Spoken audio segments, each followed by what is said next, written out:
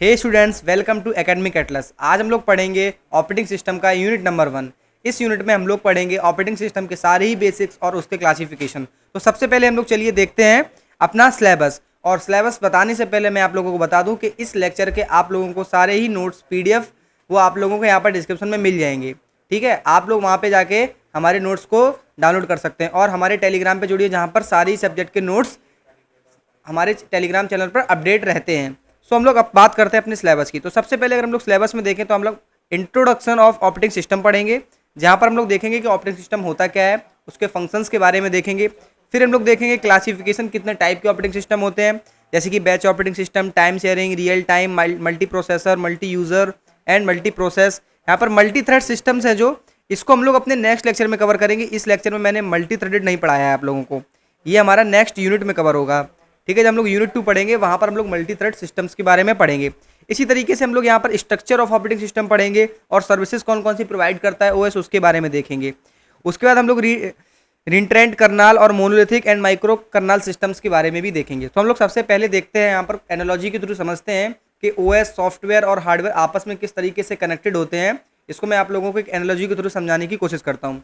सो यहाँ पर अगर हम देखें, यहाँ पर एक किचन का व्यू आप लोगों को दिख रहा होगा। सो यहाँ पर जितने भी यूटेंसिल्स हैं या हमारे पास जितने भी आइटम्स यहाँ पर आप लोगों को दिख रहे हैं, जैसे कि यहाँ पर हमारे पास सिलेंडर हो गया, ये गैस हो गई, ये बर्तन हो गए, ये सारी चीज़ें क्या हैं, ये सारी चीज़ें क्या है, यहाँ पर एक एज अ अप्लायंसेज हैं, हम लोग कह सकते हैं फिजिकल कंपोनेंट्स हैं इस किचन के अंदर। ठीक है, तो इन्हीं को अगर हम लोग अपने कंप्यूटर सिस्टम से रिलेटेड देखेंगे तो इन्हीं को हम लोग क्या बोलते हैं, हार्डवेयर बोलते हैं। जो भी फिजिकल अपीयरेंसेज हैं या जो फिजिकल कंपोनेंट्स हैं या अप्लायंसेज हैं, वो सब किस तरीके से वर्क करते हैं, एज अ हार्डवेयर वर्क करते हैं। तो हम लोग कह सकते हैं जितने भी हमारे पास यहाँ पर फिजिकल अप्लायंसेज मिलेंगे, हम लोगों को क्या मिलने वाले हैं, हमारे पास फिजिकल अप्लायंसेज। जो भी हम लोगों को यहाँ पर फिजिकल अप्लायंसेज मिलने वाले हैं, इनको हम लोग क्या बोलने वाले हैं, ये सब क्या है, हार्डवेयर में आ जाते हैं हमारे पास। ओके, ये चीज़ आप लोगों को पता होनी चाहिए, सब किस में आ जाते हैं, हार्डवेयर में। अब यहाँ पर जैसे कि जो भी कंपोनेंट्स थे हमारे पास, जैसे कि अप्लायंसेज हो गया, यूटेंसिल्स हो गया, यहाँ पर जैसे गैस सिलेंडर था, फ्रिज था, ये सब क्या है, हार्डवेयर है। अब हम लोग सॉफ्टवेयर किसको बोलेंगे, यहाँ पर अब क्या होता है, जैसे कि हम लोगों को किसी भी चीज़ का रेसिपी बनाना होता है, हम लोग को कोई भी किसी चीज़ की कुकिंग करनी होती है, तो हम लोग क्या करते हैं, उसमें सारी चीज़ें लिखी होती हैं कि अपने सारे के सारे कंपोनेंट्स को हम कह सकते हैं हार्डवेयर को किस तरीके से यूज़ करना है, कि आप लोगों को गैस का यूज़ करना पड़ेगा, आप लोगों को पैन लेना पड़ेगा, तो वो क्या एक रेसिपी बताती है। तो अगर हम लोग अपने कंप्यूटर सिस्टम में जाकर देखेंगे उससे कनेक्ट करके, तो रेसिपी क्या है, एक हमारा सॉफ्टवेयर है जो कि हार्डवेयर को बताता है कि भाई देखो, हार्डवेयर आप लोगों को आपस में कनेक्टिविटी कैसे करनी है, वो बताएगा कि ये हार्डवेयर दूसरे हार्डवेयर के साथ कैसे कनेक्ट करेगा। क्योंकि अगर हम लोग किचन के वे में देखेंगे तो वहाँ पर रेसिपी ही बताती है कि किस किस चीज़ को कैसे कैसे यूज़ करना है। तो हम लोगों को दो चीज़ें तो क्लियर हो गई कि जो हमारे पास एक रेसिपी होती है अपनी, वो किस तरीके से वर्क करती है, एज अ सॉफ्टवेयर, क्योंकि उसी में सारी चीज़ें लिखी रहती हैं कि जो हमारे हार्डवेयर के कंपोनेंट्स हैं, हम लोग कह सकते हैं हार्डवेयर है, एक हार्डवेयर दूसरे हार्डवेयर के साथ किस तरीके से कनेक्ट होगा, कैसे वर्किंग करेगा। तो उसी तरीके से यहाँ पर हम लोग रेसिपी में भी लिख के देते हैं कि भाई देखिए, पहले आप लोगों को सपोज चाय बनानी है, पहले आप लोगों को पानी डालना होगा, इतना अमाउंट डालना होगा। तो वो सारी चीज़ें क्या है, सॉफ्टवेयर भी करता है कि हार्डवेयर आप लोगों को इसके साथ वर्क करना है, कैसे वर्क करना है। अब यहाँ पर बात आती है, हमने दो चीज़ों को यहाँ पर देख लिया है। सबसे पहले एक हार्डवेयर समझ लिया कि हार्डवेयर क्या था, हार्डवेयर हमारा फिजिकल अपीयरेंस था या फिजिकल कंपोनेंट्स थे, और सॉफ्टवेयर हमने समझ लिया क्या था, कि हार्डवेयर को कैसे कनेक्ट करते हैं आपस में हम लोग, उसकी वर्किंग जो होती है, इंटरनल वर्किंग ऑपरेशन, वो सारी चीज़ें क्या देखता है, सॉफ्टवेयर देखता है। अब हमारे पास जो ओएस का फंडा है वो कहाँ से निकल के आया है, जैसे कि अगर हम लोग किचन के वे में देखेंगे तो जो हमारे पास शेफ होता है या जो कुकर होता है, जो यहाँ पर खाना बनाता है, रेसिपी बनाता है, तो वो क्या करता है, हमारे यूटेंसिल्स को और सारे जितने भी हमारे पास कंपोनेंट्स रहते हैं, जैसे कि हमारे पास गैस हो गया, पैन हो गया, लाइटर हो गया, इस सारी चीज़ों का और जो रेसिपी है, उन दोनों को मिक्स करके या उनके बीच में पूरा सिस्टम कैसे सारा चीज़ सही होगी, उनके बीच वर्किंग कैसे सही होगी, कब हमको गैस ऑन करनी होगी, कब हमको बंद करनी होगी, वो जैसे मान लीजिए पानी कब गर्म हो रहा है, वो सारी चीज़ें कौन जज करता है, हमारे पास एक जो शेफ होता है। इसी तरीके से हार्डवेयर और सॉफ्टवेयर के बीच में कनेक्टिविटी हो गई, वो कौन जनरेट करता है, ऑपरेटिंग सिस्टम। और हम जैसे सपोज दैट आप लोगों को बता दिया गया कि आप लोगों को चाय बनाने के लिए एक पैन की जरूरत पड़ेगी, वाटर की जरूरत पड़ेगी, तो ये सारी चीज़ें लाता कौन है, हमारे पास जो हमारा शेफ होगा वही लाएगा। इसी तरीके से हार्डवेयर और सॉफ्टवेयर जो हो गया, उनके बीच में कैसे सारी चीज़ें मैनेज होंगी, ये हम लोग कह सकते हैं रिसोर्सेज कहाँ से, कौन से रिसोर्सेज आने हैं, वो सारी चीज़ें कौन देखता है, ऑपरेटिंग सिस्टम देखता है।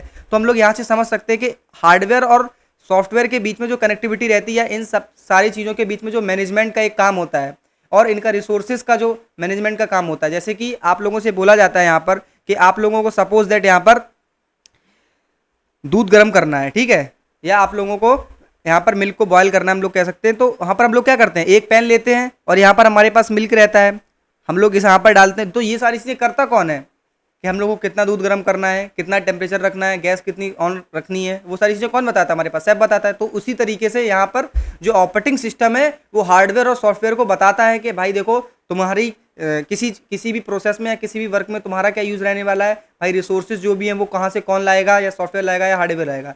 हम लोग कंबाइनली कह सकते हैं ये क्या है, एक इंटरमीडिएटर की तरह वर्क करता है सॉफ्टवेयर और हार्डवेयर के बीच में। तो यहाँ पे आप लोगों को एक बेसिक एनालॉजी से समझ आ गया होगा कि हार्डवेयर, सॉफ्टवेयर और ऑपरेटिंग सिस्टम आपस में किस तरीके से कनेक्ट रहते हैं। ये क्या है, हमारा as a operating system work करती है जो सेफ है, ठीक है। यहाँ से आप लोग इससे आप लोग अपने दिमाग में एक स्टोरी की तरह याद रख सकते हैं इनका बेसिक वर्किंग जो है वो किस तरीके से होता है। अब यहाँ पर हम लोग दूसरी चीज़ को भी समझने की कोशिश करते हैं, जहाँ पर मैंने एक एग्जाम्पल लिया था ऑफिस मैनेजर एनालॉजी। तो यहाँ पर मैं आप लोगों को समझाऊंगा कि यहाँ पर इस वाले स्टोरी से भी आपको समझ में आएगा ओएस का रोल क्या होता है हमारे कंप्यूटर सिस्टम में। तो यहाँ पर मैनेजर है इस कंपनी का, वो क्या है, as a operating system work कर रहा है। अब अगर एक मैनेजर होता है किसी भी कंपनी का, तो उसका काम क्या होता है, जितनी भी एम्प्लॉयज़ हैं सभी एम्प्लॉयज़ को एक साथ रखना, और वो काम कैसे कर रहे हैं, कोई सही काम कर रहा है कि नहीं कर रहा है, उसको वहाँ पर देखना। तो वो सारी चीज़ें कौन कर रहा है, मैनेजर कर रहा है। मैनेजर का मतलब ही क्या होता है, सारी चीज़ों को मैनेज करना। तो यहाँ पर आप लोग समझ सकते हैं कि ऑपरेटिंग सिस्टम का जो काम होता है, हम लोग कह सकते हैं जो मैनेजर का काम होता है, दोनों का एक तरीके से हम लोग इक्वालिटी समझ के समझ सकते हैं। तो यहाँ पर जैसे लिखा हुआ है, imagine a busy office where many employees are working on different task. सारी एम्प्लॉयज होते हैं वो डिफरेंट टास्क पे वर्क कर रहे होते हैं। जैसे कि हमारा जो हार्डवेयर और सॉफ्टवेयर है वो डिफरेंट टास्क पे वर्क कर रहे होते हैं। तो ऑपरेटिंग सिस्टम हम लोगों को क्या बताता है कि कौन सा टास्क कब करना है, क्या नहीं करना। उसी तरीके से एक ऑफिस में देखेंगे तो एक मैनेजर बताता है। अब हम लोग देखते हैं आगे। अब सबसे पहला पॉइंट क्या आता है, मैनेजिंग रिसोर्सेज।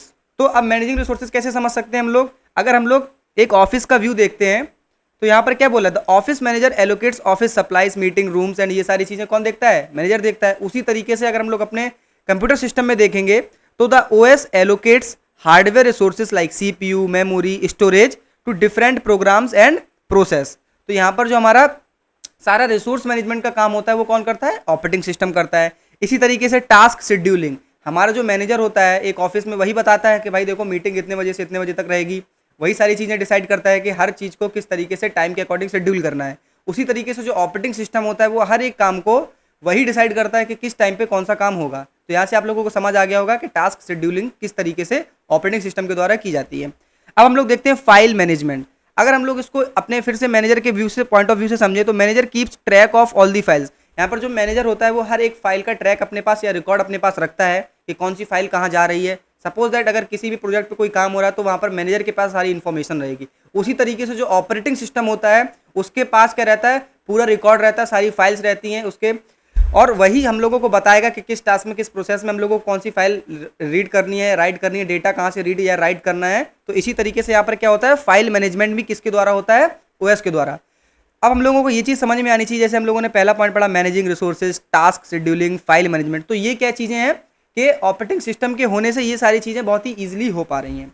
अब इसके बाद क्या आता है, यूज़र इंटरफेस। अब यूज़र इंटरफेस क्या चीज़ है, जैसे कि अगर ऑफिस मैनेजर क्या होता है, provides a clear way for employees to communicate their needs. अब यहाँ पर क्या बोल रहा है, एक कंपनी जो होती है वहाँ पर जो मैनेजर होता है वो क्या करता है, एक हमारे पास इंटरफेस प्रोवाइड करता है एम्प्लॉयज़ के लिए, ताकि एम्प्लॉयज़ अपनी बात को ईजिली रख सकें और क्या कर सकें, मान लो किसी को कहीं जाना है, होटल में बुकिंग करनी, सारी चीज़ें क्या है, एक इंटरफेस की तरह वर्क करेगा मैनेजर।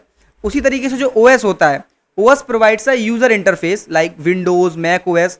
जो हमारा विंडोज़ है, मैक ओएस है, वो क्या है, एक यूज़र इंटरफेस है that allow user to interact with the computer, run program and manage files. वही जो ओएस होता है जैसे विंडोज़ है, वही ना यूज़र को बता रहा है कि आप लोगों को किस तरीके से चीज़ें करनी है। यूज़र जब आता है वही मैनेजरों को फाइल्स को जो होता है मैनेज करता है, यहाँ से वहाँ दूसरी फाइल को सेंड करते हैं, डेटा हम यहाँ से रीड करते हैं, दूसरी जगह से राइट करते हैं, वही चीज़ बताती है। तो यही चीज़ यहाँ पर भी है कि यूज़र इंटरफेस डिसाइड किया जाता है ऑपरेटिंग सिस्टम के द्वारा। अब इसके बाद क्या है हमारे पास, एक दूसरा point, security and access control. देखिए एक ऑफिस में जो हमारा मैनेजर होता है वो क्या करता है, हमारे पास सारी की सारी जो एम्प्लॉयज़ की सिक्योरिटी होती हैं वो वही हैंडल करता है कि नहीं करता। आप लोगों को मालूम हो, कोई भी आप टेक कंपनी में जाएंगे, अगर आपको आपकी तबीयत खराब हो रही है तो वहाँ पर कौन देखता है, सारा कंपनी देखती है, और हम लोग कह सकते हैं मैनेजर। आपकी प्रॉब्लम, आपको कोई प्रॉब्लम आई तो वहाँ पर कौन देखेगा, मैनेजर देखेगा। इसी तरीके से यहाँ पर क्या है, personal loan access certain areas, ये सारी चीज़ें कौन करता है, हमारे पास मैनेजर करता है। तो यहाँ पर हम लोग देखेंगे the OS implement security measure to protect data. इसी तरीके से जो हमारा ओएस होता है, सपोज दैट कोई एक यूजर बैठा हुआ है यहाँ पर, जैसे मैं अभी यूजर बैठा हुआ हूँ, मैं अपना डेटा, मेरा डेटा क्या है यहाँ पर, मेरी पीपीटी है। तो अब इस पीपीटी को, मेरे पीपीटी को यहाँ पर प्राइवेट रखना मेरे सिस्टम की जिम्मेदारी है। यहाँ पर मेरा ओएस कौन सा यूज़ कर रहा हूँ, मैं मैक ओएस यूज़ कर रहा हूँ, तो यहाँ पर इसकी जिम्मेदारी है मेरे डेटा को प्राइवेट रखना। तो यहाँ से हम लोग समझ सकते हैं कि ऑपरेटिंग सिस्टम का काम क्या होता है, प्राइवेसी, सिक्योरिटी और एक्सेस कंट्रोल प्रोवाइड करना। तो यहाँ से हम लोगों को समझ आ गया बेसिक ऑपरेटिंग सिस्टम क्या था, और ऑपरेटिंग सिस्टम से हमारे पास कितनी चीज़ों की हेल्प होती है, और एक कंप्यूटर सिस्टम में ओएस का कितना ज़्यादा इंपॉर्टेंस है। अब हम लोग यहाँ से देखेंगे इस स्लाइड से बेसिक ऑपरेटिंग सिस्टम, जो कि हम लोगों को एग्जाम पॉइंट ऑफ व्यू से इंपॉर्टेंट है, और जो एग्जाम में लिख के आनी है डेफिनेशंस। आपके पास क्वेश्चन आता है suppose that what is an operating system, तो आप लोग वहाँ पे क्या बता के आएंगे। सो पहली चीज़ क्या थी, operating system is a system program that act as an interface between hardware and user. अब देखिए, मैं आप लोगों को पहले ही समझा के आ चुका हूँ कि हार्डवेयर में और सॉफ्टवेयर में, दोनों के बीच में जो हमारा ऑपरेटिंग सिस्टम होता है वो कैसा, ऐसा इंटरफेस वर्क करता है। अब मैं आप लोगों को यहाँ पर एक एग्जाम्पल के थ्रू एक चीज़ समझाना चाहता हूँ, उस चीज़ को आप समझिएगा। जैसे कि अब हम लोग ओएस का यहाँ पर समझते हैं वाई बी नीड ओएस, इसको यहाँ पर समझते हैं वाई बी नीड ओएस। यहाँ पर ये टॉपिक अगर आपको समझ आ गया, ओएस में, अगर ओएस में मतलब ऑपरेटिंग सिस्टम में अगर आप ये समझ गए कि ऑपरेटिंग सिस्टम की नीड क्यों पड़ी, तो आप लोगों को सारी चीज़ें काफ़ी अच्छे से समझ में आती जाएंगी। तो सपोज दैट अगर हमारे पास ऑपरेटिंग सिस्टम नहीं होता तो चीज़ें कैसे चलती। सपोज दैट हमारे पास एक मोबाइल है, या हम लोग कह सकते हैं कंप्यूटर है, वहाँ पर हम लोग एक सिस्टम पर एक बार में, सपोज दैट मैं टिकटॉक चला रहा हूँ यहाँ पर, ठीक है। अब टिकटॉक चला रहा हूँ तो ये क्या करेगा, यहाँ पर सीपीयू भी होगा इसका, तो टिकटॉक क्या करेगा, यहाँ पर मेमोरी भी होगी। तो हमारे पास जो टिकटॉक होगा वो सीपीयू को भी यूज़ कर रहा होगा। अब भाई यहाँ पर अगर मेमोरी भी है हमारे पास, ये सपोज दैट मैंने मेमोरी बना रखी है और यहाँ पर सीपीयू है, तो जो टिकटॉक होगा वो क्या करेगा, अगर हमारे पास ओएस नहीं होता तो वो अपने मन के हिसाब से जितना भी उसको मेमोरी चाहिए होगा, जितना भी उसको सीपीयू चाहिए होगा, वो यूटिलाइज करेगा। अब सपोज दैट उसी टिकटॉक यूज़ करते वक्त मैंने आपसे कह दिया आप लोगों को यहाँ पर पबजी भी खेलना है या बीजीएमआई खेलना है, तो वो क्या करेगा, वहाँ पे प्रॉब्लम क्रिएट हो जाएगी, क्योंकि यहाँ पर कोई मैनेज करने वाला ही नहीं है कि किसको कितना सीपीयू देना है, किसको कितना मेमोरी देना है। अब यहाँ पर हमारे पास टिकटॉक तो यहाँ पर 90% मेमोरी यूज़ कर रहा है और बीजीएमआई को यहाँ पर हम लोगों को 10% ही मिल रही है, तो यहाँ पर कोई रिसोर्स मैनेजमेंट ही नहीं है, हमारा सिस्टम फेल हो जाएगा, ठीक है। और यहाँ पर कई बार क्या होगा, हमारा सीपीयू आइडल भी रह जाएगा। तो इसीलिए हम लोगों को सारे रिसोर्स कैसे मैनेज करने हैं, सीपीयू आइडल ना रहे। मेन हमारा इंपॉर्टेंट क्या रहना चाहिए यहाँ पर कि सीपीयू हमारा जो है, CPU never be idle. Try यही करना है कि सीपीयू हमारा जो होना चाहिए वो कभी आइडल नहीं होना चाहिए। आइडल का मतलब क्या होता है, खाली नहीं होना चाहिए, ठीक है, खाली नहीं होना चाहिए, ये चीज़ समझ में आनी चाहिए। अब हम लोग अपने आगे स्लाइड पे समझते हैं ऑपरेटिंग सिस्टम। सो ऑपरेटिंग सिस्टम की अगर हम लोग बात करते हैं यहाँ पर, सो पहला पॉइंट यही था कि ऑपरेटिंग सिस्टम होता है वो हार्डवेयर और सॉफ्टवेयर के बीच में एज अ इंटरफेस वर्क करता है। इंटरफेस कैसे, मैंने आप लोगों को समझा दिया था बहुत पहले ही कि इंटरफेस कैसे वर्क कर रहा था एज अ इंटरफेस। अब दूसरा मैंने आप लोगों को ये भी बता दिया था कि जो हमारा ऑपरेटिंग सिस्टम होता है वो सारी रिसोर्सेज को मैनेज करने का काम करता है। जैसे कि हम लोग अपने किचन में एज अ शेफ को देख रहे थे, शेफ क्या कर रहा था, सारे रिसोर्सेज को मैनेज करके हम लोगों को एक रेसिपी बना के दे रहा था। उसी तरीके से ऑपरेटिंग सिस्टम जो होता है वो सारे चीज़ों को मैनेज करके, सारी फाइल्स को मैनेज करके, नेटवर्क मैनेजमेंट करके, हर एक तरह की मैनेजमेंट जो सिस्टम होता है वो ऑपरेटिंग सिस्टम करता है। फिर जाके हम लोगों को कंप्लीट कंप्यूटर सिस्टम मिलता है।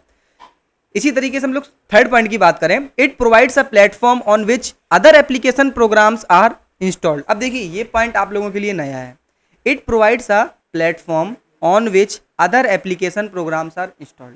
इसका कहने का मतलब क्या है, ये एक प्लेटफॉर्म प्रोवाइड करता है जहां पर जो अदर एप्लीकेशन के प्रोग्राम है वो इंस्टॉल हो सकें। ये चीज़ आप लोगों को याद रखनी है। और यहाँ पर ऑपरेटिंग सिस्टम में जो मैंने यहाँ पर आप लोगों को 4 पॉइंट दिए हैं, या इस स्लाइड पर जो दिख रहा है, अगर आपसे 2 नंबर में क्वेश्चन आता है या 7 मार्क्स में आता है तो आप लोगों को यही लिख के आना है, ठीक है। अब इसके बाद क्या है, core part of operating system is called kernel. अब देखिए ये एक बहुत ही इंपॉर्टेंट पॉइंट है, अगर आप ये लिख के आएंगे तो आपकी नॉलेज का पता चलेगा कि जो हमारे पास ऑपरेटिंग सिस्टम का एक कोर कंपोनेंट होता है वो क्या होता है, कर्नल होता है। अभी हम लोग कर्नल के बारे में पढ़ेंगे कि कर्नल होता क्या है। यहाँ पर अभी हम लोगों को पता होना चाहिए कि ऑपरेटिंग, जैसे कि हम लोग एक कंप्यूटर सिस्टम की बात करते हैं तो कंप्यूटर सिस्टम का कोर पार्ट क्या होता है, ऑपरेटिंग सिस्टम होता है। इसी तरीके से ऑपरेटिंग सिस्टम का कोर पार्ट क्या होता है, हमारे पास कर्नल होता है। अब इसके बाद ऑपरेटिंग सिस्टम के गोल्स क्या होते हैं। ठीक है, तो बेसिकली मैं आप लोगों को बताऊं, अगर एक उसका प्राइमरी गोल होता है, एक सेकेंडरी गोल होता है। प्राइमरी गोल क्या होता है, यूजर को हमारे पास क्या है, यूजर को एक अच्छा इंटरफेस प्रोवाइड करना, या हम लोग कह सकते हैं उसको यूजर फ्रेंडली बना के देना, कोई भी एक कंप्यूटर सिस्टम है।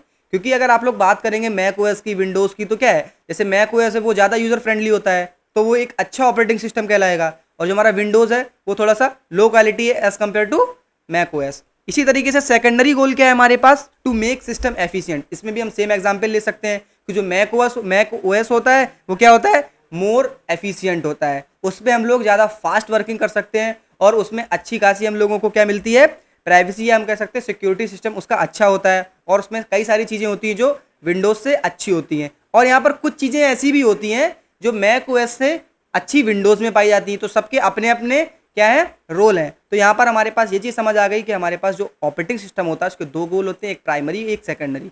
प्राइमरी गोल में क्या था हमारे पास, यूजर फ्रेंडली, ये हमारे सिस्टम को बनाता है। और सेकेंडरी गोल में क्या था हमारे पास, कि हमारे सिस्टम को क्या करता है, ये एफिशिएंट करता है। तो यहाँ पर दोनों चीज़ आप लोगों को क्लियर हो गई। ऑपरेटिंग सिस्टम का आप लोगों का जो कंटेंट है वो यहाँ पर आप लोगों को इस स्लाइड से ज़्यादा नहीं बताना है एग्जाम में। इसके बाद हम लोग बात करते हैं यहाँ पर डायग्राम के थ्रू कि ऑपरेटिंग सिस्टम किस तरीके से वर्क करता है हमारे कंप्यूटर सिस्टम में। सो सपोज दैट यहाँ पर यूज़र 1 ये लिखा हुआ है, यूज़र 1 है, ये यूज़र 2 है, ये यूज़र 3 है। यहाँ पर डिफरेंट डिफरेंट यूज़र हैं। सपोज दैट हमारे पास n नंबर ऑफ यूजर्स हैं। अब वो क्या करेंगे, जैसे कि यूज़र 1 है, कोई कंपाइल कर रहा है, कोई असेंबलर का काम कर रहा है, कोई टेक्स्ट एडिटर कर रहा है, कोई डेटाबेस को मैनेज कर रहा है। अब फिर से देखिए बात वही आ गई कि अगर n नंबर ऑफ यूजर्स है तो n नंबर ऑफ यूजर को n नंबर ऑफ रिसोर्सेज चाहिए होंगे, n नंबर ऑफ यूजर को n नंबर ऑफ रिसोर्सेज चाहिए होंगे। और क्या, ये देखिए फाइल मैनेजमेंट फाइल्स चाहिए होंगी, सबको अपने अपने टास्क को शेड्यूल कराना होगा। तो फिर से बात क्या आ गई हमारे पास कि वहां पर यूज आएगा हमारा ऑपरेटिंग सिस्टम। सबसे पहले ओएस उसको मैनेज करेगा, फाइल प्रोवाइड करेगा, फिर जाएगा वो कंप्यूटर हार्डवेयर के अंदर। ठीक है, तो ये आपको एग्जाम में बना के आना है, ड्रॉ इन एग्जाम, ये आप लोगों को एग्जाम में बना के आना है। सो ऑपरेटिंग सिस्टम का हम लोगों ने देख लिया सिस्टम। अब हम लोग बात कर रहे हैं कुछ अलग टॉपिक की, जो कि ऑपरेटिंग सिस्टम में ही आएगा। इसके मतलब अगर 7 नंबर में क्वेश्चन आता है तो आप उसके अंदर ही लिख के आएंगे ये भी। अब यहाँ पर ये क्या बोल रहा है, ऑपरेटिंग सिस्टम, ये बोल रहा है operating system can be logically divided into 4 components. Operating system can be logically divided into 4 components. जो ऑपरेटिंग सिस्टम होता है वो 4 कंपोनेंट में डिवाइड होता है। सबसे पहला पॉइंट क्या है, कंप्यूटर हार्डवेयर। कंप्यूटर हार्डवेयर में क्या क्या आता है, मॉनिटर हो गया, कीबोर्ड हो गया, सारी चीज़ें किस में आती हैं, हार्डवेयर में। ऑपरेटिंग सिस्टम हो गया खुद, एप्लीकेशन प्रोग्राम हो गया और यूज़र हो गया। अब ये चीज़ें आपस में कनेक्ट कैसे होती हैं, एक यूज़र होगा वो एक एप्लीकेशन यूज़ कर रहा होगा, एक यूज़र होगा, यहाँ पर पहले ये आएगा, फिर ये आएगा, फिर ये आएगा और फिर ये आएगा। एक यूज़र होगा वो एक एप्लीकेशन यूज़ कर रहा होगा, एप्लीकेशन क्या करेगा, ऑपरेटिंग सिस्टम से सारी चीज़ें लेगा और ऑपरेटिंग सिस्टम कहाँ से चीज़ों को मैनेज कराएगा, हार्डवेयर में जाके। अब यहाँ पर ये क्या बोल रहा है, एप्लीकेशन प्रोग्राम। अब प्रोग्राम और डॉक्यूमेंटेशन मिलके क्या बनाते हैं, एक सॉफ्टवेयर बनाते हैं। ये चीज़ आप लोग एग्जाम में लिख के आ सकते हैं। और सेट ऑफ कोड को हम लोग क्या बोलते हैं, प्रोग्राम। जैसा कि हम लोगों ने पीपीएस में पढ़ाई था, प्रोग्रामिंग फॉर प्रॉब्लम सॉल्विंग, हम लोगों ने पढ़ा था कि प्रोग्राम क्या होता है। प्रोग्राम क्या होता है, सेट ऑफ कोड होता है। अब यहाँ पर हम लोगों ने दो चीज़ देखनी कि प्रोग्राम क्या होता है, और प्रोग्राम को अगर हम लोग डॉक्यूमेंटेशन के साथ मिला देंगे तो वो क्या बना देगा, एक सॉफ्टवेयर बना देगा। तो हम लोगों ने ऑपरेटिंग सिस्टम के 4 कंपोनेंट देख लिए। पहला देखा यूजर, यूजर एप्लीकेशन के साथ कनेक्ट करता है, एप्लीकेशन हमारा ओएस के साथ कनेक्ट करता है, और जो ओएस होता है वो किसके साथ, हार्डवेयर के साथ कनेक्ट करता है।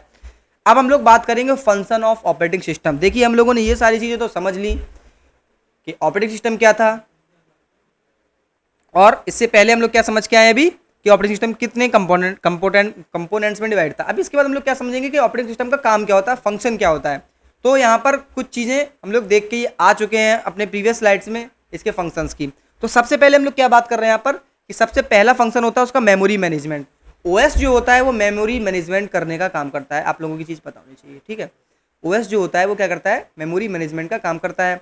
अब मेमोरी मैनेजमेंट आ ही गया है इसमें। अब हम लोग कह सकते हैं कि इनपुट आउटपुट मैनेज का भी काम कर रहा है। अगर हमारे पास एक कंप्यूटर सिस्टम होगा तो हम लोग वहाँ पर क्या करते हैं, इनपुट भी करते हैं, आउटपुट भी करते हैं चीज़ें, मतलब डेटा को रीड भी करते हैं, राइट भी करते हैं। सपोज दैट मैं अभी पेन टैप का यूज़ कर रहा हूँ, यहाँ पर मैं लिख रहा हूँ, तो ये मैं क्या कर रहा हूँ, डेटा को अभी मैं क्या करा रहा हूँ, राइट करा रहा हूँ सिस्टम पे। तो ये सारी चीज़ें मैनेज कौन कर रहा है, यहाँ से मैं अभी यूज़ कर रहा हूँ ओपन बोर्ड का, तो यहाँ पर क्या है, वो एक प्रोग्राम रन हो रहा है, हम लोग कह सकते हैं एक एप्लीकेशन रन हो रहा है। अब उस एप्लीकेशन को कौन मैनेज कर रहा होगा, हमारा ऑपरेटिंग सिस्टम। अगर सपोज दैट मेरे इस सिस्टम पर एक अपना OBS स्टूडियो खुला है जो स्ट्रीमिंग के लिए, रिकॉर्डिंग के लिए काम आता है, और सपोज दैट एक ऑपरेटिंग सिस्टम खुला हुआ है और मैं अभी प्रेजेंटली वर्क कर रहा हूँ दोनों चीज़ों पर। अब अगर यहाँ पर ऑपरेटिंग सिस्टम नहीं होता तो यहाँ पर सिस्टम को कैसे पता चलता है कि मुझे किसको कितनी मेमोरी देनी है या किसको कितना स्पेस देना है। लेकिन यहाँ पर ऑपरेटिंग सिस्टम है तो ही यहाँ पर ये यूज़ कर पा रहा है ना कि भाई देखो तुम भी अच्छे से चलते रहो, वो टास्क भी वहाँ पे चल रहा है। ठीक है, अब यही सारी चीज़ें समझेंगे कि इन सबको कैसे यूज़ करते हैं, क्या बोलते हैं, यही सारी चीज़ें समझेंगे कि हमारे पास वहाँ OBS भी चल रहा है, यहाँ पर मैं ओपन बोर्ड का भी यूज़ कर पा रहा हूँ, यहाँ पे मैं रीड एंड राइट भी कर रहा हूँ, लेकिन कोई भी काम रुक नहीं रहा है। ये चीज़ आप लोगों को समझ में आनी चाहिए। देखिए, मेमोरी मैनेजमेंट हो गया, इनपुट आउटपुट हो गया, फाइल मैनेजमेंट हो गया, रिसोर्स मैनेजमेंट। कुछ यहाँ पर इंपॉर्टेंट पॉइंट्स हैं जो आप लोगों को याद रखने हैं, मोस्टली 5 याद रखिएगा। सिक्योरिटी मैनेजमेंट हो गया और कमांड इंटरप्रेटर, ये उतना इंपॉर्टेंट नहीं है, मतलब इसको आप लोग याद रखें ना रखें, नॉट इम्पॉर्टेंट इतना ज़्यादा, मतलब एग्जाम के पॉइंट ऑफ व्यू से इंपॉर्टेंट नहीं है। लेकिन आपके ये जो 5 हैं, memory management, network management, file management, input output management और हमारे पास सिक्योरिटी, ये बहुत ही इंपॉर्टेंट है। अब हम लोग एक एक करके सारी चीज़ों को देखते हैं। तो सबसे पहला हमारे पास आता है प्रोसेस मैनेजमेंट। अब देखिए, प्रोसेस मैनेजमेंट, अब इसका मतलब क्या होगा कि कोई भी प्रोसेसेस जो भी हमारे कंप्यूटर सिस्टम के अंदर हो रही उनको मैनेज करना। देखो ये क्या बोलता है, involves handling the creation, involves handling the creation, scheduling and termination of process which are executing programs। देखिए, अब आप लोगों को ये चीज़ें अभी आगे समझ में आएंगी कि जो हमारा प्रोग्राम होता है और जो हमारा प्रोसेस होता है, ये दोनों क्या है, डिफरेंट चीज़ें हैं। ये दोनों क्या है, डिफरेंट चीज़ें हैं। अब आप लोग एक चीज़ बताइए मेरे को कि आपसे मैं बोल रहा हूँ कि एक प्रोसेस हो रही है, एक प्रोग्राम चल रहा है, एक प्रोग्राम एग्जीक्यूट हो रहा है और एक प्रोसेस एग्जीक्यूट हो रही है। अब दोनों में डिफरेंसेस हैं, इसीलिए हम लोग अभी आगे देखेंगे प्रोग्राम और प्रोसेस में क्या डिफरेंस होता है। यहाँ पर आप लोगों को यह समझना है कि अगर कोई भी एक प्रोसेस एग्जीक्यूट हो रही है तो उस प्रोसेस में हम लोग क्या क्या चीज़ें, उसका क्रिएट होना, उसका शेड्यूल होना और उसका टर्मिनेशन कब होगा, उसी को हम लोग क्या बोलते हैं, प्रोसेस मैनेजमेंट।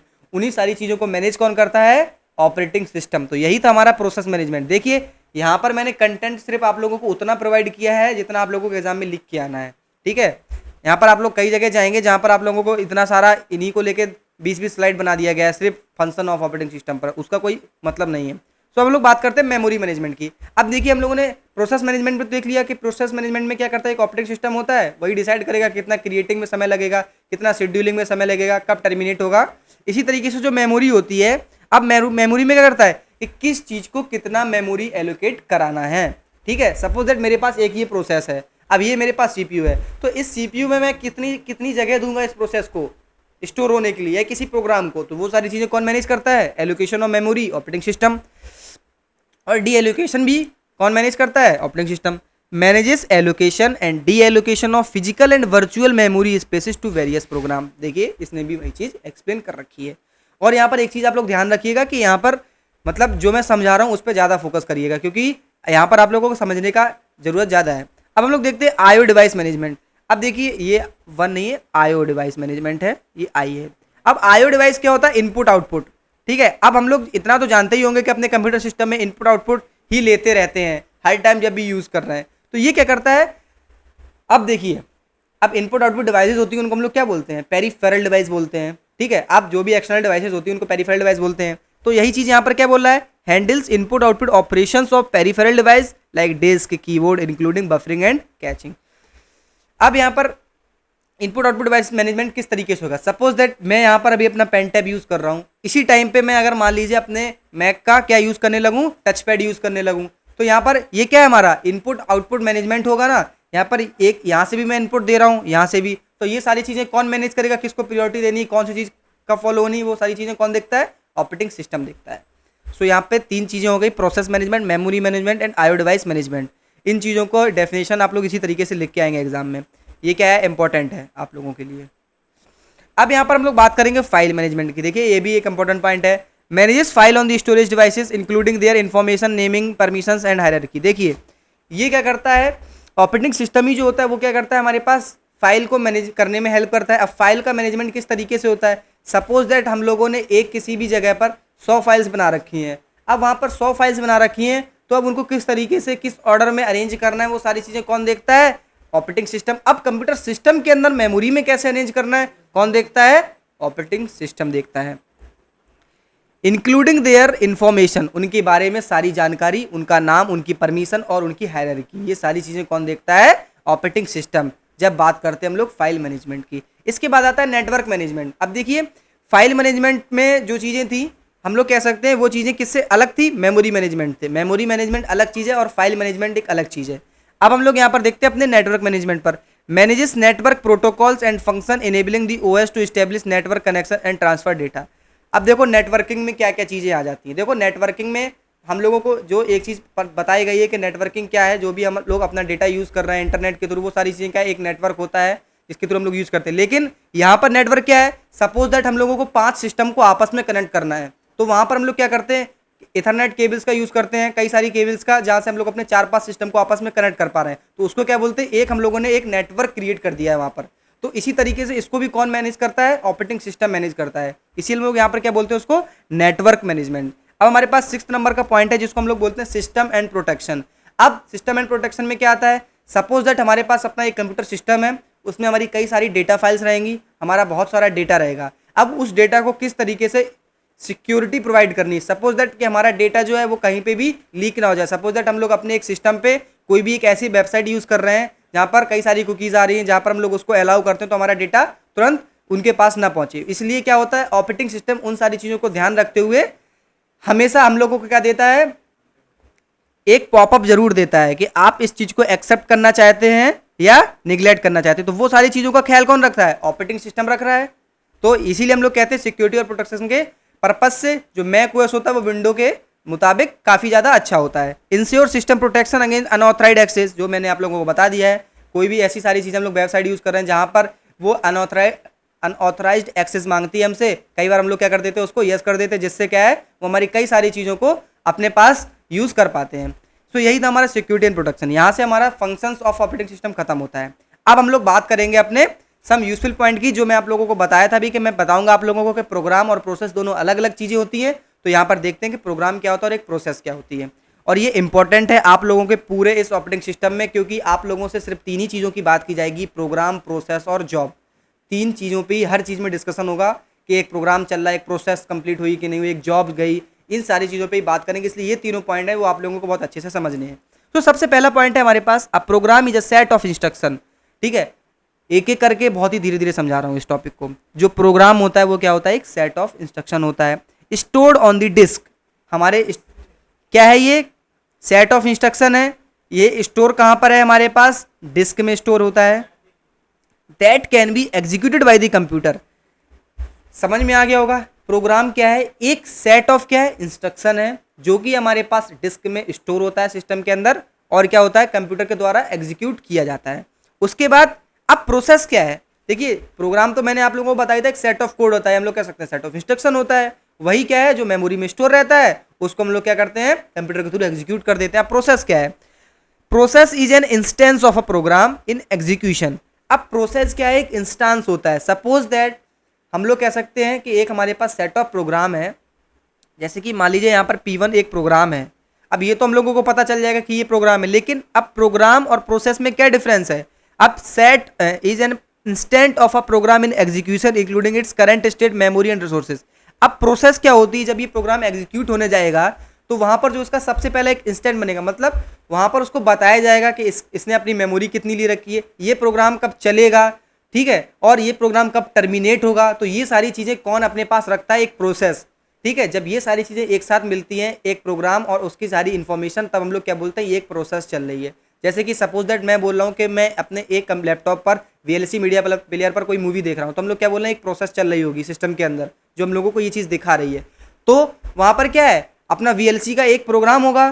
ठीक है, अब प्रोग्राम के साथ कई सारी चीज़ें ऐसी लगी होंगी, जैसे कि हम लोग अगर देखते हैं कि अगर हमारे पास 2 आवर्स की कोई एक मूवी है, 2 आवर्स की कोई मूवी है और हम लोग उसको स्टार्ट करते हैं, अगर हम लोग उसको बीच में इंटरप्ट ना करें तो जो हमारा VLC मीडिया प्लेयर होगा वो वहाँ पर क्या कर देगा? 2 घंटे बाद उस मूवी को दिखाना बंद कर देगा। तो कहीं ना कहीं हम लोग ये चीज़ समझ सकते हैं कि जब हम लोगों ने अपना वीडियो चलाया, वहाँ पर उसके साथ उसकी सारी इन्फॉर्मेशन गई कि ये चीज़ कब स्टार्ट होगी, 0.0 पर स्टार्ट होगी और ये 2.0 पर स्टॉप हो जाएगी, तो वो सारी चीज़ क्या कहलाएगी, प्रोसेस कहलाएगी। लेकिन जो हमारा प्रोग्राम होता है वो सिर्फ सेट ऑफ इंस्ट्रक्शन होता है, सिर्फ हम लोग बताएंगे उसके थ्रू कि भाई देखो तुमको मैं ये मूवी दे रहा हूँ, तुमको ये चला के देना है, ठीक है।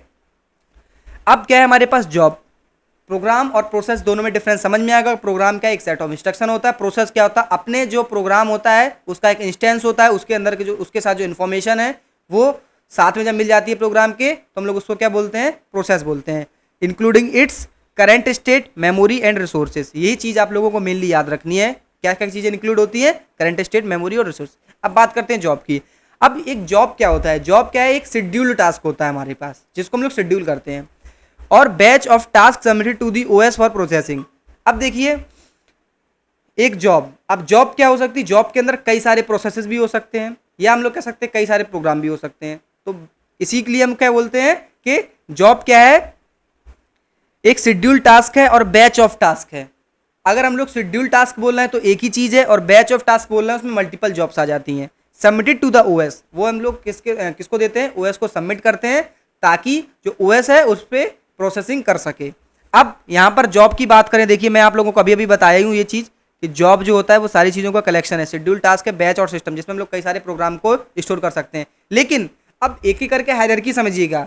प्रोग्राम में क्या था, सिर्फ सेट ऑफ इंस्ट्रक्शन था। जब प्रोसेस की बात की तो प्रोसेस में क्या था, एक हमारे प्रोग्राम का क्या था, इंस्टांस था और उसकी इंफॉर्मेशन थी। और जब जॉब की बात करेंगे तो जॉब में क्या है, एक पूरा प्रोग्राम है और उसमें डेटा इनपुट भी है, कंट्रोल एंटिटी भी है, ये सारा मिला के क्या बनाता है, हमारे पास एक जॉब क्रिएट होती है। अब ये तीनों चीज़ें आप लोगों के लिए कितनी इंपॉर्टेंट है, ये अभी आप अपने आने वाली स्लाइड्स पे और आने वाली यूनिट्स में समझ जाएंगे। प्रोग्राम, प्रोसेस और जॉब तीनों की तीनों चीज़ें अलग हैं, ये आप लोगों से एग्जाम में 2 नंबर में पूछा जा सकता है। अब हम लोग बात करने वाले हैं सिनेरियो बिफोर ऑपरेटिंग सिस्टम। अब हम लोग देखेंगे कि जब हमारे पास ऑपरेटिंग सिस्टम नहीं था तब चीज़ें कैसे चलती थी, फिर उसके बाद हम लोग अपने क्लासिफिकेशन ऑपरेटिंग सिस्टम की बात करेंगे। अगर हम लोग बात करें अपने सिनेरियो की, जब ऑपरेटिंग सिस्टम नहीं था तो यहाँ पर पहले चीज़ें कैसे की जाती थी, यहाँ पर एक टर्म आप लोग को याद रखना है जो कि होता है सीरियल प्रोसेसिंग। ओएस के पहले हम लोग यूज़ करते थे सीरियल प्रोसेसिंग का, जो कि बहुत ही ज़्यादा टाइम कंज्यूमिंग और बहुत ही ज़्यादा बल्कि सेटअप था, इसका यूज़ करना पड़ता था हम लोगों को। अब यहाँ पर मैंने क्या लिखा है, अर्लीस्ट कंप्यूटर के बारे में बताया गया, जहाँ पर क्या था, नो ऑपरेटिंग सिस्टम था, programmers interacted directly with the computer hardware. देखिए कितना ज़्यादा मुश्किल काम है कि जो प्रोग्राम है वो खुद ही जाके डायरेक्टली किसके साथ इंटरेक्ट कर रहा है, हार्डवेयर के साथ। अभी प्रोग्रामर डायरेक्ट इंटरेक्ट नहीं करता है, अभी क्या करता है, ओएस हमारा जाके इंटरेक्ट करता है हार्डवेयर से, हम लोग इंटरेक्ट नहीं करते हैं, ठीक है। पहले क्या होता था, जो हमारा प्रोग्रामर था वो खुद डायरेक्ट जाके हार्डवेयर के साथ इंटरेक्ट कर रहा था। इसका मतलब कहाँ से समझ आएगा आप लोगों को कि जो हमारा बाइनरी लैंग्वेज होता है, क्या होता है, बाइनरी लैंग्वेज होता है, वहाँ पर उस टाइम प्रोग्रामर जो होते थे वो उस लेवल पे जाके खुद कैलकुलेशन और खुद डील करते थे, ठीक है, क्योंकि वहाँ पर हार्डवेयर के साथ डायरेक्ट इंटरेक्शन था उनका। अब सेकंड पॉइंट क्या है, computers run from a console with display lights, toggled switches, some from input devices and a printer. अब यहाँ पर क्या है, कंप्यूटर्स कहाँ से रन होते थे, console with display lights, console में यूज़ किया जाता था। अब कंसोल सारी चीज़ें क्या है, ये बहुत ही पुरानी चीज़ें हैं जो यूज़ करते थे हम लोग अर्लीस्ट कंप्यूटर पे, और टॉगल स्विचेस भी होते थे वहाँ पर, some form of input devices, वहाँ पर कई सारे ऐसे डिवाइसेस थे। देखिए अगर मैं इसका एक आप लोगों को व्यू बना के दिखाऊं तो सपोज दैट हमारे पास एक काफ़ी बड़ा एक रूम जितना बड़ा एक सेटअप रहता था, वहाँ पे कई सारे यहाँ पर सिस्टम्स लगे होते थे। यहाँ पर जो हमारा, जैसे कि अभी हमारे पास इनपुट डिवाइस का एक कीबोर्ड इतना छोटा आता है, वहाँ पर हम लोगों को वही प्रोसेस करने के लिए बहुत बड़ा डिवाइस चाहिए होता था, ठीक है, क्योंकि हमारे पास वहाँ पर डायरेक्ट कनेक्शन होता था एक प्रोग्रामर का हार्डवेयर के साथ, वहाँ पर बीच में कोई ऑपरेटिंग सिस्टम की तरह एक इंटरमीडिएट मौजूद नहीं था। अब तीसरा पॉइंट क्या है, users have access to the computer in series. अब users have access to the computer in series, अब इसका मतलब आप लोग समझिएगा कि जो यूजर होता था वो कंप्यूटर को कैसे एक्सेस कर पाता था, एक सीरीज में। यहाँ पर मैं आप लोगों के लिए इमेज इसमें नहीं डाल पाया हूँ, वहाँ से आप लोगों को समझ में आएगा। जैसे कि सपोज दैट यहाँ पर एक सिस्टम है, ये रहा, हम लोग कह सकते हैं ये, तो यहाँ पर सीरीज के थ्रू यूजर जो होता था वो एक के बाद एक कंप्यूटर को एक्सेस कर सकता था, एक साथ नहीं कर सकता था। और सबसे बड़ा क्या था कि एक समय पर एक सबसे बड़ा जो फैक्टर था पुराने अर्लीस्ट कंप्यूटर में, जो प्रॉब्लम थी वो क्या थी कि एक समय पर हम लोग एक ही टास्क कर सकते हैं। क्या मतलब है इसका, जैसे कि अभी हम लोग क्या कर पा रहे हैं, मैं एक समय पर अपना OBS भी चला पा रहा हूँ, एक समय पे मैं अपना ओपन बोर्ड भी चला पा रहा हूँ, लेकिन पुराने टाइम पे अगर यही चीज़ करनी होती हमको तो हम लोग नहीं कर पाते, क्योंकि वहाँ पर एक ही टास्क एक समय पे होता था। तो आप लोगों को समझ आ गया होगा कि अर्लीस्ट कंप्यूटर किस तरीके से वर्क करते थे, ठीक है। अब हम लोग बात करेंगे अपने ऑपरेटिंग सिस्टम के क्लासिफिकेशंस की। हम लोगों ने ऑपरेटिंग सिस्टम को अपने कितने पार्ट में डिवाइड किया है, जो कि आप लोगों के एग्जाम पॉइंट ऑफ व्यू से बहुत बहुत बहुत ज़्यादा इंपॉर्टेंट होने वाला है। ठीक है, तो सबसे पहला यहाँ पर आता है हमारे पास बैच ऑपरेटिंग सिस्टम। देखिए ये यहाँ पर मैंने सारे के सारे लिख रखे हैं, 7 हमारे पास मोस्ट पॉपुलर हैं। यहाँ पर हम लोग सबसे पहले बात करेंगे ऑपरेटिंग सिस्टम की, जो कि है बैच ऑपरेटिंग सिस्टम। अब देखिए बैच ऑपरेटिंग सिस्टम क्या है। तो सबसे पहले इस ऑपरेटिंग सिस्टम को समझाने से पहले मैं आप लोगों को बैच का मतलब बताऊंगा कि बैच का मतलब क्या होता है। देखिए बैच किसको बोलते हैं, मतलब एक कलेक्शन, किसी भी चीज़ का अगर हम लोग कलेक्शन बना दें तो हम लोग उसको क्या बोलते हैं, बैच बोल देते हैं। जैसे कि हमारे पास एक कलेक्शन ऑफ स्टूडेंट क्या होती है, क्लास होती है। वहाँ पर हम लोग क्लास में स्टूडेंट को रखते हैं जो कि एक ही लेवल पे पढ़ने वाले बच्चे होते हैं। सपोज दैट क्लास 7, तो उनका क्या बना दिया जाता है, एक क्लास बना दिया जाता है। तो उसी तरह हम लोग बैच को भी बोल सकते हैं कि एक जैसे एक प्रवृत्ति के लोग, एक जैसे बिहेवियर्स के लोग को अगर हम लोग साथ में इकट्ठा कर दे रहे हैं तो उसको क्या बोलते हैं, बैच बोलते हैं। जिसको मैं यहाँ पे शॉर्ट फॉर्म में आप लोगों के लिए लिख दे रहा हूँ कि बैच क्या है, कलेक्शन ऑफ, देखिए आइटम्स से मैं आप लोगों को वो चीज़ बताना चाह रहा हूँ, collection of items with same behaviour. इनका सेम बिहेवियर है, जिनको सारे सबको एक जैसी चीज़ें करनी है, तो वो क्या होता है, हमारे पास बैच होता है। अब हम लोग समझेंगे कि बैच ऑपरेटिंग सिस्टम क्या होता है। So batch mean set of job with similar need. अब यहाँ पर हम लोग, मैंने आपको बता के आया था कि चीज़ें सिर्फ किस में चलेंगी, प्रोग्राम, प्रोसेस और जॉब। तो यहाँ पर हम लोग किसकी बात करेंगे, जॉब। ऐसी चीज़ें मीन्स क्या है, ये क्या होता है, ऐसे जॉब्स का क्या होता है, कलेक्शन होता है जिनका काम सिमिलर है। ठीक है, अब यहाँ पर जॉब से आप क्या समझिए, जो आप लोगों की नॉर्मल लाइफ में जॉब होती है क्या होता है, काम। तो यहाँ से आप लोग जॉब उसी से समझिए, जिन चीज़ों का काम एक जैसा है उसको हम लोग एक साथ कलेक्ट कर देंगे, उसको क्या बोलने लगेंगे, हम लोग बैच बोलेंगे। तो इसमें क्या होता है कि अगर हमारे पास यहाँ पर इस डायग्राम में ही समझा दे रहा हूँ, यूज़र 1 है, यूज़र 2 है, यूज़र 3 है, यूज़र 4 है। यहाँ पर सबकी अपनी अपनी जॉब होगी, मतलब सबका अपना अपना काम होगा। तो जो ऑपरेटर होगा यहाँ पर, ये ऑपरेटर जो कि क्या है, ओएस है। सिंपल सी बात है, ऑपरेटर क्या है, यहाँ पर ओएस है। ये क्या करेगा कि जिनका काम एक जैसा है, हम लोग कह सकते हैं जिनकी जॉब एक जैसी है, उनको क्या करेगा, एक बैच में कंबाइन कर देगा। तो यहाँ पर सपोज दैट 4 लोग थे, चारों ने अपनी अलग अलग जॉब्स दी। यहाँ पर क्या बन गया, 2-2 जॉब्स का ग्रुप बन गया। तो हमारे पास 2 यहाँ पर डिफरेंट जॉब्स बन गई, जिनको हम लोगों ने 2, मतलब बैच 1 बना, यहाँ पर ये लिखा हुआ है बैच 1 बना यहाँ पर, और बैच 2 बना। अब 2 बैचेस में डिवाइड हो गया। तो ये चीज़ सिंपल आप लोगों को समझ में आनी चाहिए कि वहाँ पर अगर हम लोगों को 4 अलग अलग जॉब को एग्जीक्यूट कराना होता कंप्यूटर सिस्टम में, तो ज़्यादा समय लगता और ज़्यादा प्रॉब्लम्स आती। लेकिन अब हम लोगों ने क्या कर लिया, उनको शॉर्ट कर लिया है, हम लोग क्या कर सकते हैं, फिल्टर कर लिया है कि एक तरह की जॉब्स को हम लोगों ने एक बैच में कंबाइन कर दिया है। तो वहाँ पे प्रॉब्लम क्या हो जाएगी, हमारी काफ़ी हद तक कम हो जाएगी। अब यहाँ पर ये चीज़ देखनी होगी, नेक्स्ट पॉइंट क्या बोल रहा है, in this system operator makes batch of job, जो कि मैंने आप लोगों को बता दिया है कि जो ऑपरेटर होता है वो सिमिलर जॉब का क्या बना देता है, हमारे पास बैच बना देता है, and load into punch card. अब देखिए पंच कार्ड क्या होते हैं, ये पुराने समय पे यूज़ किए जाते थे पंच कार्ड्स, जहाँ पर क्या होता था, जो भी हमारा एक जो फाइनल बैच बन के आता था वो वहाँ पर स्टोर किए जाते थे, या हम लोग कह सकते हैं प्रोसेसिंग के लिए लोड कर दिए जाते थे, उसी को पंच कार्ड बोलते हैं। ठीक है, similar type of job batch together and execute at a time. अब देखिए यहाँ पर क्या अपनी प्रॉब्लम सॉल्व हो जाएगी कि वहाँ पर 4 हमारे पास थी प्रॉब्लम्स, या 4 जॉब्स थी। अब उन चारों को क्या एग्जीक्यूट करने में अलग अलग समय लगता, अलग अलग टाइम लगता, ज़्यादा समय लगता। अब यहाँ पर क्या है, हमारे पास सिर्फ 2 पार्ट बचे हैं, मतलब 4 में से हम लोगों ने 2 को एक बैच में डिवाइड कर दिया है और 2 को एक बैच में। तो यहाँ पर क्या होगा, जो सिमिलर टाइप के यहाँ पर हमारे पास क्या है, जॉब्स हैं, वो एक साथ एग्जीक्यूट हो जाएंगे, कोई प्रॉब्लम नहीं है। Similar type of job batch together and execute at a time, एक समय पे वो एग्जीक्यूट हो जाएंगे, जिससे हमारा क्या बचेगा, समय बचेगा, और सीपीयू की जो आइडलिटी होती है, या हम लोग कह सकते हैं खाली होने का समय है, वो कम बचेगा।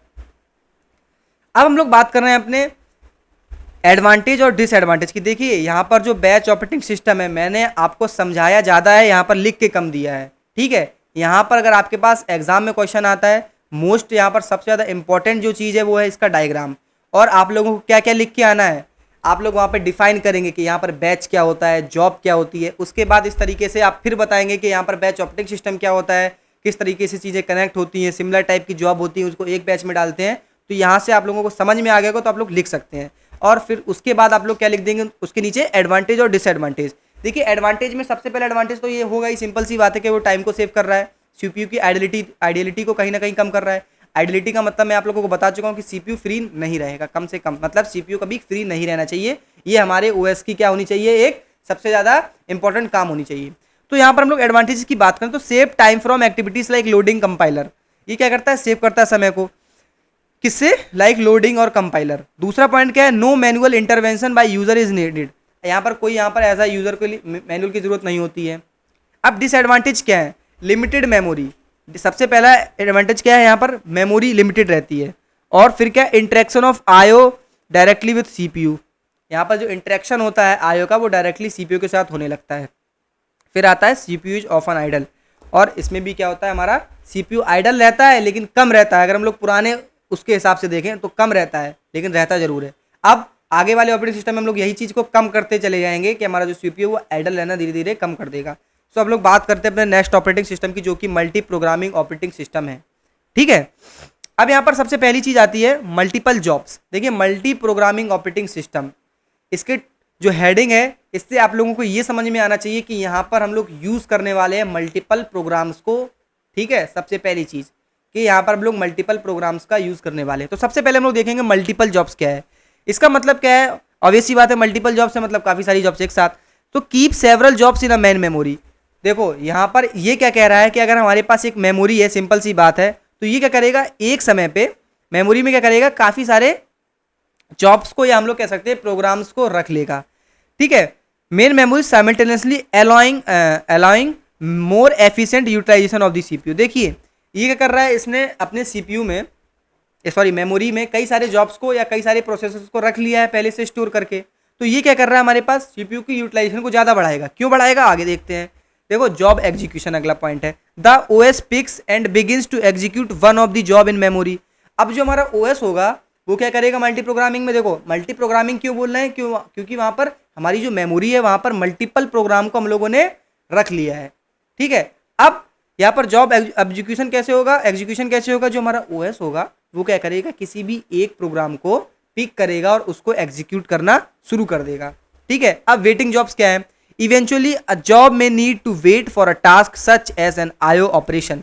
अब सपोज दैट मैंने कोई एक जॉब स्टार्ट कर दी, इसको मैं यहाँ पे समझा सकता हूँ क्या, जैसे हमारे पास एक P1 जॉब है, अब ये स्टार्ट हो चुकी है हमारे पास। ठीक है, सपोज दैट मैंने स्टार्ट कर दिया इसको, लेकिन सपोज दैट मुझे उसी टाइम उसमें कुछ प्रिंट करना है, मतलब टाइप करना है, तो वो क्या होगा, आईओ में बिजी हो गया।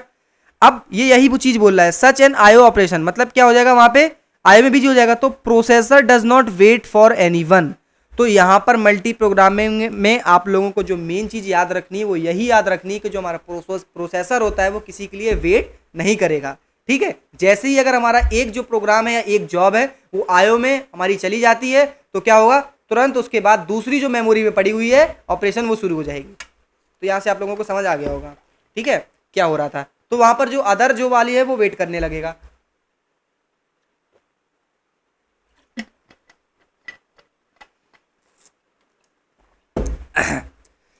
तो ये क्या बोल रहा है, a job may need to wait for a task such as an IO operation to complete. अब ये यही चीज बोल रहा है कि job may need, processor does not wait for anyone. इसका बोलने का मतलब क्या है, एक जॉब को वेट करना पड़ेगा such as an IO operation to complete. एक आईओ ऑपरेशन अगर होने लग रहा है तो उसको कंप्लीट होने दो। Processor does not wait for anyone, processor जो होगा वो किसी के लिए वेट नहीं करेगा, सपोज दैट दूसरा आया उसको कर देगा। अब यहाँ पर नॉन मल्टी प्रोग्राम का मतलब क्या आता है कि CPU sits idle while waiting for a job to complete. अब नॉन मल्टी प्रोग्राम में क्या है, देखो यहाँ पर कंफ्यूज मत होना वेटिंग जॉब में। देखो इसमें क्या है, वेटिंग नहीं करता है। जो हमारा सिस्टम है ये मल्टी प्रोग्राम, इसमें वेटिंग नहीं होती है। ये समझाया गया है कि अगर हमारे पास मल्टीपल जॉब है, आईओ में चला जा रहा है कोई, तो यहाँ पर ये क्या बोलने का मतलब है, मैं नीड टू वेट। लेकिन यहाँ पर जो मल्टी प्रोग्राम होता है उसमें नहीं करता है वेट, इसलिए यहाँ पर लिखा गया है नॉन मल्टी प्रोग्राम का मतलब क्या है, CPU sits idle while waiting for a job to complete. CPU sits idle while waiting for a job to complete, ये क्या है, नॉन मल्टी प्रोग्राम है। मल्टी प्रोग्राम में क्या होता है, the OS switches to and execute another job if the current job need to be wait utilising the CPU effectively. इसका मतलब ये है कि अगर हमारे पास P1 है एक प्रोग्राम 1, और अगर मान लो ये कहीं बिजी हो गया, अगर ये बिजी हो गया तो यहाँ पर P2 स्टार्ट हो जाएगा। P1 का वेट नहीं करेगा कि भैया तुम पहले अपना सारा काम कर लो, पूरा एग्जीक्यूट हो जाओ, फिर वो मल्टी प्रोग्रामिंग क्यों कहलाएगा। तो यही चीज़ थी, यहाँ पर आप लोगों को समझ आनी चाहिए। मल्टी प्रोग्राम क्या था हमारे पास, कि हमारे पास मेमोरी में मल्टीपल प्रोग्राम जाके स्टोर हो जाते हैं, लेकिन एग्जीक्यूशन एट अ टाइम एक ही का होता है। और उसमें भी अगर हमारे पास कोई प्रोग्राम एग्जीक्यूट होने लग रहा है और अगर वो आईओ कर रहा है, आईओ का मतलब इनपुट आउटपुट ऑपरेशन कर रहा है, तो वहाँ पर क्या होगा, जो दूसरा प्रोग्राम होगा वो स्टार्ट हो जाएगा, उसको कहेगा भैया तुम अपना आउटपुट इनपुट करके आओ, तो तब तक मैं अपना काम कर रहा हूँ, सेकंड वाला ऑपरेशन। तो यही था हमारे पास मल्टी प्रोग्रामिंग ऑपरेटिंग सिस्टम। अब जैसे कि यहाँ पर मैं आप लोगों को दिखा रहा हूँ एक अपना डायग्राम लेके आया हूँ, जिसमें हम लोग बताएंगे आप लोगों को किस तरीके से चीज़ें चल रही हैं। देखो ये सेकेंडरी स्टोरेज है, ठीक है, यहाँ पर कई सारी जॉब्स पड़ी हुई हैं, ठीक है। अब ये क्या बोल रहा है, यहाँ पर ऑपरेटिंग सिस्टम है ये, job A, job B, job C, job D. अब सेकेंडरी स्टोरेज है, अब ये क्या बोल रहा है, job D waiting for the CPU time.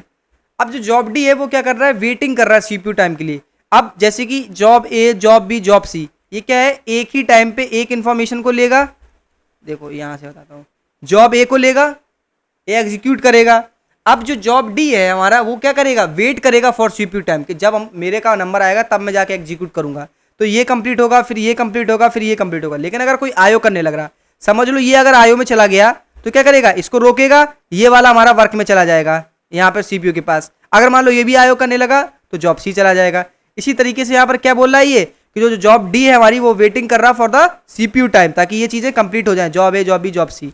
यहाँ पे ये आप लोगों के एग्जाम पॉइंट ऑफ व्यू से बहुत ही ज्यादा इंपॉर्टेंट है ये डायग्राम, जो आप लोग मल्टी प्रोग्रामिंग में बना के आएंगे, ठीक है गाइस। सो अब हम लोग चलते हैं अपने नेक्स्ट पे। नेक्स्ट हमारे पास आता है टाइम शेयरिंग और मल्टी टास्किंग ऑपरेटिंग सिस्टम। अब देखिए, पहले आप लोगों को हर एक ऑपरेटिंग सिस्टम का मतलब समझना है, ठीक है। मल्टी प्रोग्रामिंग को मैंने याद रखने का तरीका बता दिया। स्टोरेज में हमारे पास मल्टीपल प्रोग्राम एक समय पे स्टोर हो जाते हैं ताकि चीज़ें अच्छे से हो सकें।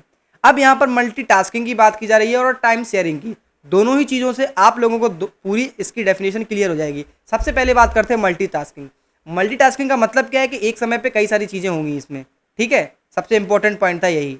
और टाइम शेयरिंग का मतलब क्या है, हर एक प्रोसेस को अपना अपना टाइम डिवाइड कर दिया जाएगा। इस चीज़ को मैं आप लोगों को पहले एक स्लाइड पे समझाऊंगा। सपोज दैट यहाँ पर एक अपॉर्चुनिटी दी गई है, यहाँ पर एक ग्रुप ऑफ पीपल है, यहाँ पर मान लो एक, इससे लिखता हूँ, ये 1 2 3 4 5 6 7 8 9 10। अरे यार फिर से ये तुम लोग को समझ में नहीं आएगा, रुको, इसका कलर 6 हो गया, 7 8 9 10, ये क्या है, 10 लोग हैं। यहाँ पर एक हमारे पास पेड़ लगा हुआ है सपोज दैट। अब एक यहाँ पर भी पेड़ लगा हुआ है। अब हमारे पास दो सिनेरियोज हो सकते हैं। यहाँ पर क्या बोला गया है कि हमारे पास 10 आमों को यहाँ से तोड़ा जाएगा, ठीक है, 10 मैंगोज,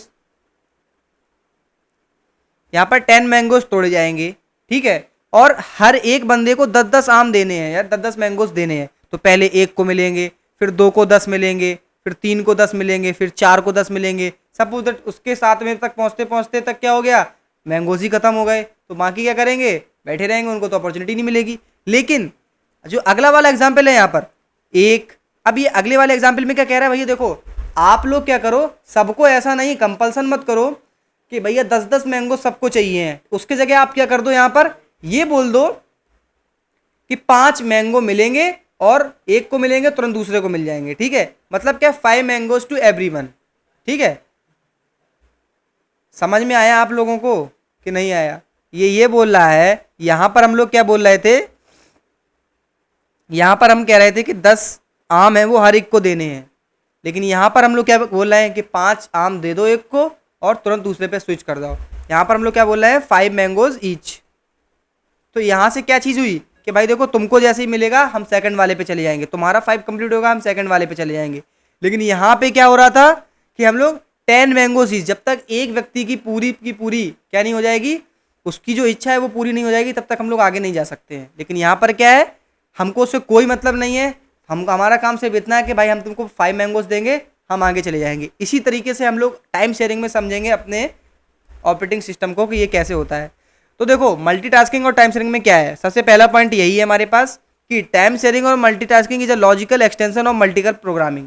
देखो ये मल्टीपल प्रोग्रामिंग का एक लॉजिकल एक्सटेंशन है, ठीक है। It allows many users to share the computer simultaneously. ये क्या करता है, यूजर्स को अलाउ करता है कि जो कंप्यूटर है उसको साइमल्टेनियसली शेयर कर दे। The CPU executes multiple job by switching among them. ये क्या करता है, मल्टीपल जॉब्स हमारे पास कंप्यूटर में, इसका ये इसलिए इतना अच्छा हो जाता है, ये सब क्या करता है, उनके बीच में स्विचिंग को अलाउ कर देता है, ठीक है। सारी चीज़ें स्विच होंगी, जैसे कि मैंने अभी आपको प्रीवियस एग्जांपल में समझाया मैंगोज वाले में कि भैया देखो यहाँ पर फिक्स्ड है कि भाई सबको समय मिलेगा इक्वल इक्वल, भाई देखो 5 आम तुमको मिलेंगे, 5 आम तुमको मिलेंगे, 5 आम। यहाँ पर ऐसा कुछ नहीं है कि भैया हर एक को 10 देने हैं, ऐसा कुछ नहीं है, ठीक है। तो यही यहाँ पर भी आप लोगों को समझ में आनी चाहिए कि सीपीयू जो होता है वो क्या करता है, execute multiple jobs by switching among them, उनके बीच में क्या होती है, स्विचिंग होती है। उस स्विचिंग को हम लोग क्या बोलते हैं, कंटेक्स्ट स्विचिंग, जिसको हम लोग पढ़ेंगे आगे। सेकंड नंबर क्या है, in the modern operating system we are able to play MP3। देखो अब ये बता रहा है एग्जाम्पल देके कि जो मॉडर्न ऑपरेटिंग सिस्टम है हम लोग उसमें क्या कर सकते हैं, एक समय पे गाने सुन सकते हैं, एक समय पे अपना पावर पॉइंट पे PPT बना सकते हैं, एक समय पे हम लोग क्रोम में कुछ देख सकते हैं। तो क्या हो रहा है, मल्टीपल प्रोग्राम से हम लोग कह सकते हैं मल्टीटास्किंग बोलते हैं जिसको आज के टाइम पर। तो क्या हो रही है, मल्टीपल चीजें एक टाइम पे रन हो रही हैं। सो वही था हमारा क्या है, मल्टीटास्किंग होता है। अब तीसरा पॉइंट क्या है, for multitasking to take place first there should be a multi programming. इसका मतलब क्या है कि पहले मल्टी प्रोग्रामिंग होना चाहिए। मल्टी प्रोग्रामिंग होने का मतलब क्या है कि स्टोरेज में मल्टीपल प्रोग्राम हमारे पास आ जाने चाहिए। That is presence of multiple program ready for the execution, जो मैंने अभी अभी जस्ट आपको बताया। And secondly the concept of time sharing, और फिर इसका जो मेन कॉन्सेप्ट है वो क्या है, टाइम शेयरिंग। इसका मतलब क्या है कि हमें इससे कोई मतलब नहीं है कि तुम कंप्लीट हो रहे हो या नहीं हो रहे हो, ठीक है। अगर मैं एक समय पर 10 स्टेप चला रहा हूं तो वहां पर मैं किसी भी चीज में ये चीजें नहीं वेट करूंगा कि पहले ये टास्क कंप्लीट हो जाए तब इसको। यहाँ पर क्या होता है, time sharing. Suppose that operating system ने 0.5 मिली सेकंड का टाइम डिवाइड कर रखा है, 0.5 सेकंड इसको दूंगा, तुरंत इसके बाद खट से मैं इसको दे दूंगा, फिर इसके बाद मैं इसको दे दूंगा। तो वहां पर क्या है, पूरा एक टाइम शेयरिंग का सिस्टम चलेगा, ठीक है। किसी को भी नहीं दिया जाएगा समय कि तुम पहले कंप्लीट लो। तो यहाँ पर क्या होगा, जो हमारा CPU होगा वो आइडल नहीं रहेगा, क्योंकि वहां पर स्विचिंग हो रही है। एक काम हुआ 0.5 सेकंड के बाद तुरंत दूसरा काम हुआ, उसके बाद तुरंत दूसरा काम हुआ। तो वहां पर क्या होगा, जो हमारा CPU है उसकी एफिशिएंसी इंक्रीज होगी और CPU की जो आइडियलिटी है वो कम होगी। आप लोगों को समझ आना चाहिए टाइम शेयरिंग, या हम लोग कह सकते हैं मल्टीटास्किंग ऑपरेटिंग सिस्टम क्या था। अब इसके एडवांटेजेस क्या है और डिसएडवांटेजेस क्या है हम लोग वो भी देख ले। देखो जैसे कि यहाँ पर क्या हो रहा है, वर्ड चल रहा है, वेब ब्राउजर चल रहा है, ईमेल चल रहा है, अलग अलग प्रोसेसेस चल रही हैं, ऑपरेटिंग सिस्टम उसको मैनेज कर रहा है, इक्वल टाइम दे रहा है, सबको इक्वल टाइम देगा। इसका क्या मतलब है भाई, अगर जैसे कि मैंने अभी आप लोगों को स्टार्टिंग में एग्जांपल दिया था टिकटॉक और BGMI का, हम लोग एक साथ चला रहे हैं। सपोज दैट कई बार ऐसा भी होता है कि भाई BGMI भी चल रहा है और हम लोग कॉल पे बात भी कर रहे हैं, होता है कि नहीं होता है। तो वहां पर क्या होता है, मल्टीटास्किंग हो रही है कि नहीं हो रही है। एक समय पे क्या होता है, हम लोग BGMI भी खेल रहे हैं, कुछ चीज डाउनलोडिंग भी हो रही है, तो वो क्या है, मल्टीटास्किंग ही हो रही है ना, एक तरीके से दो काम एक साथ हो रहे हैं। तो उन सारी चीज़ों को कौन मैनेज करता है, ऑपरेटिंग सिस्टम। अब वो सारी चीज़ें मैनेज कैसे होती है, क्योंकि यहाँ पर टाइम शेयरिंग चलती है। क्या चलती है, टाइम शेयरिंग। भाई देखो मैंने 5 सेकंड तुमको दिए, सपोज दैट 5 सेकंड में तुरंत मैं उसके पास जाऊंगा, वो देखूंगा वो क्या कर रहा है, फिर 5 सेकंड बाद मैं अगले वाले के पास जाऊंगा वो क्या कर रहा है। तो वहां से क्या रहता है, हमारा CPU आइडल रहना कम हो जाता है। अब सबसे पहला पॉइंट ही वही है कि जो CPU आइडल कम हो जाएगा तो क्या करेगा, CPU की यूटिलाइजेशन जो है वो बहुत ही ज़्यादा अच्छी हो जाएगी। तो हम लोग कह सकते हैं high CPU utilisation enhances processing efficiency. दूसरा क्या है, लेस वेटिंग टाइम। क्या होता है यहाँ पर, लेस वेटिंग टाइम होता है, कम से कम वेट करना पड़ता है, क्योंकि कंटेक्स्ट स्विचिंग होती रहती है। क्या होती है यहाँ पर, कंटेक्स्ट स्विचिंग होती है। इसको हम लोग पढ़ेंगे आगे। बच्चों आप लोगों को सारी चीज़ें अच्छे से समझ आ रही होंगी, क्योंकि मैं बहुत ही ज़्यादा डेप्थ में आप लोगों को बताने की कोशिश कर रहा हूँ, ठीक है। लेस वेटिंग टाइम होता है, मिनिमाइजेस आइडल टाइम। देखो जो भी लिखे हुए हैं वही मैं आप लोगों को समझा के आ चुका हूँ अभी, ठीक है। Multitask handling manages concurrent task effectively. जो कॉन्करेंट टास्क होते हैं उनको जल्दी से जल्दी इफेक्टिवली वो यूज करता है, या हम लोग कहते हैं हैंडल करता है। शेयर्ड CPU टाइम, देखो जो कि मैं भी आप लोगों को बताया, जो CPU टाइम होता है उसको शेयर कर दिया जाता है। भाई देखो इतना समय तुमको, तुरंत इसके बाद दूसरे को देंगे, तुरंत इसके बाद दूसरे को देंगे। तो उससे क्या होती है, जो एफिशिएंसी हमारी वो बढ़ेगी सिस्टम की या CPU की।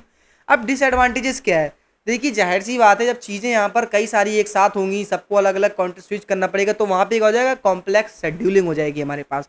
तो वही है डिफिकल्ट टू प्रोग्राम, यहाँ पर कॉम्प्लेक्स शेड्यूलिंग हो जाती है, कॉम्प्लेक्स मेमोरी मैनेजमेंट, दो ही इसके डिसएडवांटेज थे। सो हमने बात कर ली एक 2 से 3 ऑपरेटिंग सिस्टम्स की। अब हमारे पास आता है next multi processing operating system. इसका मतलब क्या है, यहां पर लिख दे रहा हूं, मल्टीपल CPU। बस अगर आपके दिमाग में ये आ गया तो आप मल्टी प्रोसेसिंग को लिख के आ जाएंगे। क्या मतलब है कि मल्टीपल CPU यूज होते हैं इसमें। वहां पर हम लोग क्या कर रहे थे, CPU एक यूज कर रहे थे, लेकिन हम लोग वहां पर क्या कर रहे थे, मल्टीटास्किंग कर रहे थे वहीं पर। लेकिन यहाँ पर तो भैया हमने सिस्टम ही बदल दिया और स्पीड बढ़ानी है हमको, CPU ही हम काफ़ी सारे लगा दिए।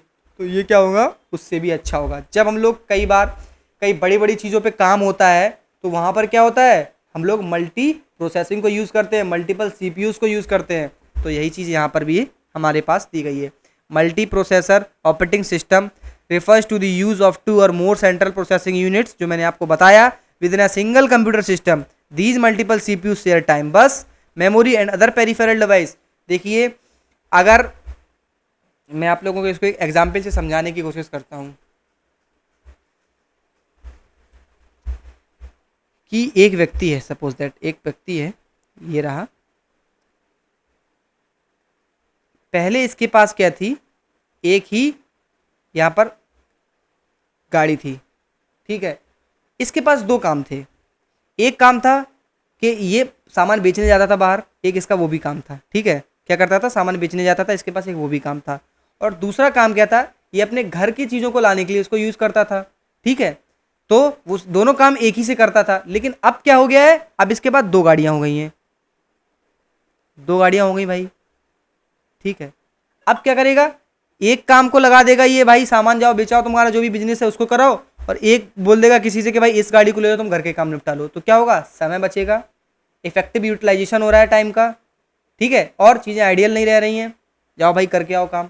तो दो चीज़ों के होने से क्या होगा, चीज़ें और अच्छी होंगी। तो यही बोल रहा है, these multiple CPU share system bus memory and the other peripheral device.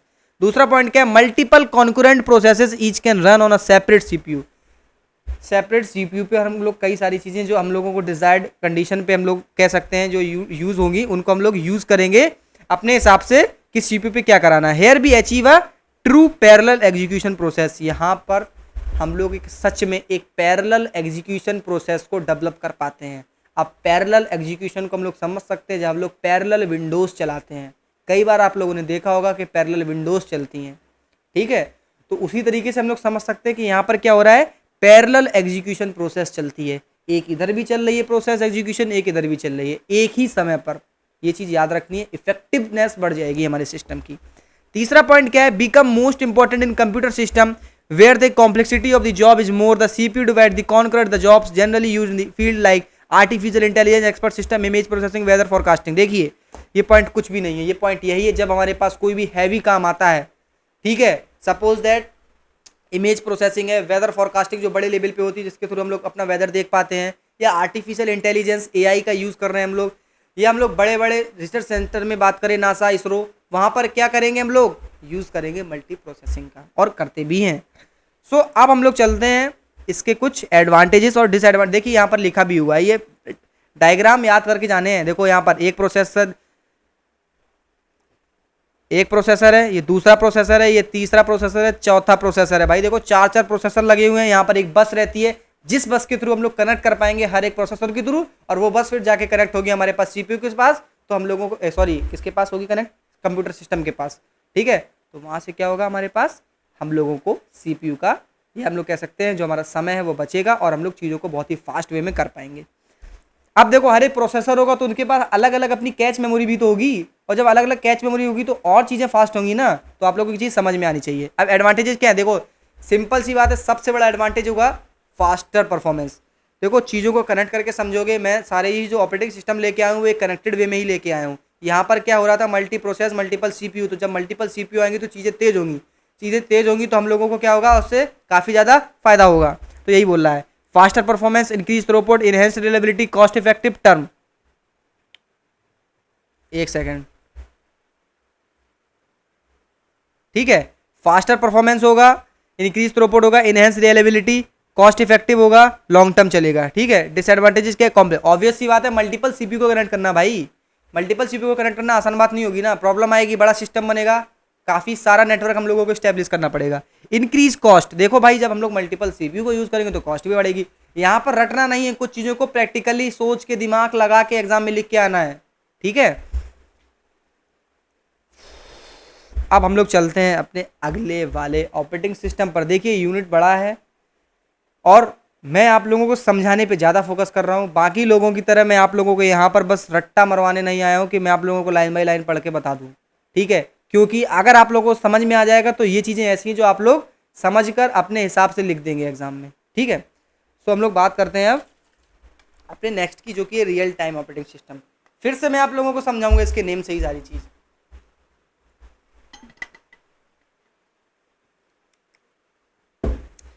अब देखिए ये क्या बोला, रियल टाइम। रियल टाइम का मतलब क्या होता है, सबसे पहले रियल टाइम अब रियल टाइम का मतलब क्या है भाई, ये तो बताओ। तो हम लोग रियल टाइम को बताते हैं आप लोगों को कि रियल टाइम का मतलब क्या है। देखो रियल टाइम का मतलब ये है कि कोई भी चीज़ एक निश्चित समय पर होनी चाहिए, वही होता है एक रियल टाइम। ठीक है, अगर मैंने बोल दिया कि कल, सपोज दैट मैं अपनी इस वीडियो अपलोडिंग को कर रहा हूँ और मैंने बोल दिया कि भाई देखो शेड्यूल कर रखा है मैंने कि भाई कल मेरी सुबह 11 बजे वीडियो अपलोड होनी चाहिए, वो क्या है, रियल टाइम चीज़ हो रही है। मैं रियल टाइम को बताने की कोशिश कर रहा हूँ कि उस समय हो जाएगी, ना डिले होगा, ना जल्दी होगी, ना बाद में होगी। ठीक है, वो क्या है, एक रियल टाइम प्रोसेस है या रियल टाइम काम है। तो यही क्या है, रियल टाइम ऑपरेटिंग सिस्टम। इसका मतलब क्या है कि यहाँ पर जो भी चीज़ होगी वो क्या होगी, एक निश्चित समय पे होगी, इसीलिए हम लोग उसको क्या बोलेंगे, रियल टाइम। यहाँ पर कोई भी प्रोसेस ऐसी नहीं होगी जब कंप्यूटर ही तब हो रही है, किसी चीज़ को हम लोग कॉन्टेक्स्ट स्विचिंग कर रहे हैं, ऐसा कुछ नहीं है। किसी भी एक चीज़ को समय दिया जाएगा, वो उसी समय पे कंप्लीट होनी चाहिए, उसी को रियल टाइम ऑपरेटिंग सिस्टम बोलते हैं। दिमाग में बैठा लीजिए, ठीक है। A real time operating system is a special purpose operating system. A real time operating system is a special purpose operating system which has well defined fixed time constant. जो मैंने आप लोगों को बताया, यहाँ पर क्या होता है, फिक्स्ड टाइम कंस्टेंट होता है, मतलब इस समय पे ये जॉब एग्जीक्यूट होनी चाहिए, ये प्रोसेस होनी चाहिए, फिक्स्ड टाइम कंस्टेंट होना चाहिए। ठीक है, क्या होना चाहिए हमारे पास, फिक्स्ड टाइम कंस्टेंट होना चाहिए। ये चीज़ आप लोगों को समझ में आनी चाहिए। ठीक है, कि हमारे पास क्या होगा, फिक्स्ड टाइम कंस्टेंट होगा। अब फिक्स टाइम कंस्टेंट का मतलब यही है कि भैया 6 बजे ये चीज़ हो जानी चाहिए तो 6 बजे हो जानी चाहिए। Processing must be done with in the defined time limit और द सिस्टम विल फेल। यहाँ पर एक इंपॉर्टेंट चीज़ और याद रखनी है। देखो सबसे पहला तो यही है कि हम लोग को एक टाइम लिमिट दी जाएगी, एक टाइम कंस्टेंट दिया जाएगा, भाई इतने समय पे ये चीज़ हो जाए, और अगर उस समय पे वो चीज़ नहीं हुई तो जो हमारा सिस्टम होगा वो फेल हो जाएगा। इसका जो मेजर इंपॉर्टेंट एग्जाम्पल है जो आप लोगों को दिमाग में रखना है वो क्या है, जब हम लोगों के पास जैसे मिसाइल लॉन्चेस होती है या हम लोग एयरक्राफ्ट की बात करें तो वहाँ पे क्या होता है, हमारे पास रियल टाइम ऑपरेटिंग सिस्टम ही यूज़ होता है, क्योंकि वहाँ पर हम लोगों को बोला जाता है मिली सेकेंड्स में चीज़ें चलती हैं। अगर हमसे कोई बोल रहा है भाई देखो 6 बजकर 6 सेकंड पर ये मिसाइल लॉन्च होगी, इसका मतलब है कि वो इतने ही टाइम पर लॉन्च होगी, अगर नहीं लॉन्च हुई तो वो सिस्टम फेल हो जाएगा, खत्म हो जाएगा। उसको हम लोग बोलते हैं रियल टाइम ऑपरेटिंग सिस्टम। ठीक है, तो आप लोगों को रियल टाइम ऑपरेटिंग सिस्टम मैंने बहुत अच्छे से समझा दिया है क्या होता है। अगला वाला पॉइंट देखते हैं, valued more for how quickly और how predictably it can respond. ठीक है, without buffer delays then for the amount of work it can perform in a given period of time. अब जब कोई एक ही चीज हो रही है उसका टाइम हम लोगों ने डिफाइन कर रखा, तो क्या है, valued for more how quickly और how predictably it can respond. हम लोग उसमें क्या करते हैं, प्रिडिक्शन भी करते हैं और उसमें ये देखते हैं कि कितना क्विकली रिस्पॉन्ड कर रहा है, मतलब उनके बीच में कहीं डिले तो नहीं आ रहा है। अगर हम लोगों ने मान लिया 6 बजे का टाइम सेट किया है किसी भी चीज़ को करने के लिए, तो कहीं वो 6 बज के 1 सेकंड पे तो नहीं हुआ, तो क्या है, डिले तो नहीं आ रहा है, तो हम लोग उसको क्या बोलेंगे, रियल टाइम नहीं बोलेंगे। एग्जाम्पल है इसके कुछ, air traffic control system, defence application. Fourth example क्या है, this system is time bound and has a fixed deadline, जो मैं आप लोगों को बहुत ही पहले से बताता आ रहा हूँ कि रियल टाइम में क्या है, एक टाइम कंस्टेंट होता है, उसी समय पर वो चीज़ होनी चाहिए, नहीं होगी तो सिस्टम फेल हो जाएगा। इसीलिए हम लोग क्या बोलते हैं इसको, रियल टाइम ऑपरेटिंग सिस्टम, जिसके दो पार्ट होते हैं हम लोग देखते हैं। एक आता है हमारे पास hard real time operating system, दूसरा आता है हमारे पास soft real time operating system. अब हार्ड रियल टाइम में क्या होगा, ऑब्वियस सी बात है, यहाँ पर हार्ड रियल टाइम हो रहा है, इसमें याद रखना है कि नो डिले, बस इसी से आप लोगों को ये डेफिनेशन याद रहेगी, नो डिले। ये क्या होता है, फ्लेक्सिबल होता है, यहां पर डिले हमारा चल जाएगा, हो सकता है डिले। ठीक है, हार्ड रियल टाइम की बात करते हैं, देखो भाई सिंपल सी चीज है, these operating system guaranteed that critical task are completed within a range of time. ये बताते हैं कि भैया इस समय पे ये काम हो ही जाएगा 101%, 1001%। ठीक है, hard real time operating system आप लोगों को समझ आएगा। अब देखिए जो हार्ड रियल ऑपरेटिंग सिस्टम है उसमें एक चीज़ आप लोग समझ सकते हैं, मैं आप लोगों को ग्राफ से समझा सकता हूँ इसमें, कि सपोज दैट मैंने आप लोगों को यहाँ एक ग्राफ बना के दिखाया, तो अब इसमें क्या है कि यहाँ पर एक टाइम होगा और एक क्या होगा, डिले। तो यहाँ पर क्या है, डिले नहीं करना है एक भी, ये क्या है, ये हम लोग यहाँ पर इस पॉइंट को डी से रिप्रेजेंट कर रहे हैं। जैसे ही उस चीज़ का यहाँ पर टाइम हुआ, जैसे ही उस चीज़ का टाइम हुआ, अगर वो उस पर नहीं हुई तो क्या हो जाएगी, फेल हो जाएगी, लेकिन उसमें डिले नहीं होगा, वो उस समय पे कंप्लीट हो जाएगी, जीरो डिले रहेगा वहां पर।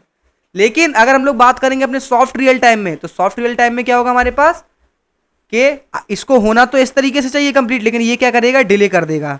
ये डी पे होना चाहिए था लेकिन ये D1 टाइम ले लेगा, तो वहाँ पर डिले हो गया। तो इसी तरीके से हार्ड रियल टाइम और सॉफ्ट रियल टाइम में जो डिफरेंस होता है वो इसी चीज़ का होता है। जो हार्ड रियल टाइम होता है वो क्या होता है, बहुत ही ज़्यादा सख्त होता है कि इसी समय पे चीज़ें होंगी तो इसी समय पे होंगी। सॉफ्ट रियल टाइम क्या करता है, थोड़ा सा फ्लेक्सिबिलिटी प्रोवाइड करता है किसी भी चीज़ को करने में। इसका एग्जाम्पल क्या है, a robot is hire to weld a car body. Suppose that अगर हम लोगों ने देखो जैसे कोई एक कार बनाने की फैक्ट्री है, ठीक है, अब वहाँ पर क्या हो रहा है, पूरा रोबोटिक सिस्टम चलता है, आप लोगों की चीज़ पता होगी। अब जब वहाँ पे रोबोटिक सिस्टम चलता है तो सपोज दैट अगर एक भी रोबोट वहाँ पर गड़बड़ कर दिया, अगर एक भी रोबोट वहाँ पर गड़बड़ कर दिया तो क्या होगा, पूरा का पूरा जो उनका कन्वेयर बेल्ट होगा या पूरा का पूरा जो सिस्टम चल रहा होगा वो क्या हो जाएगा, डिस्ट्रॉय हो जाएगा। तो वहाँ पर हम लोग क्या यूज़ करते हैं, hard real time operating system use करते हैं, जहाँ पर मिली सेकेंड्स का भी टाइम फ्लक्चुएशन नहीं होता है। अब हमारे पास नेक्स्ट क्या था, सॉफ्ट रियल टाइम। इसका एग्जाम्पल क्या है, जैसे कि हमारा एक डिजिटल कैमरा हो गया, मोबाइल फोन्स हो गए और ऑनलाइन डेटा। डिजिटल कैमरे में क्या हम लोग मान लो पिक क्लिक कर रहे हैं तो वो क्या होता है, उसमें थोड़ा सा डिले हो सकता है, कोई इशू नहीं है। कई सारे कैमराज आप लोगों ने देखे होंगे कि हम लोग क्लिक तो तुरंत करते हैं लेकिन वो हम लोगों को 1 सेकंड बाद शो करता है कि हमारी पिक क्लिक हो गई है, ठीक है। तो वो हम लोग क्या क्या कह सकते हैं, soft real time operating system है, ठीक है। क्या है, soft real time operating system है, कोई दिक्कत नहीं। इसके बाद हम लोग चलते हैं अपने डिफरेंसेस के बीच में, हार्ड रियल टाइम और सॉफ्ट रियल टाइम के बीच में डिफरेंसेस क्या होते हैं। तो सबसे पहला क्या है, फीचर की बात करेंगे यहाँ पर दोनों को लेकर हम लोग। सबसे पहला क्या है हमारे पास, डेडलाइन। डेडलाइन स्ट्रिक्टनेस, मतलब हार्ड रियल टाइम देखो भैया बहुत ही ज़्यादा स्ट्रिक्ट होता है इस चीज़ में, भैया जो समय दिया गया है उसी समय पे चीज़ें होनी चाहिए।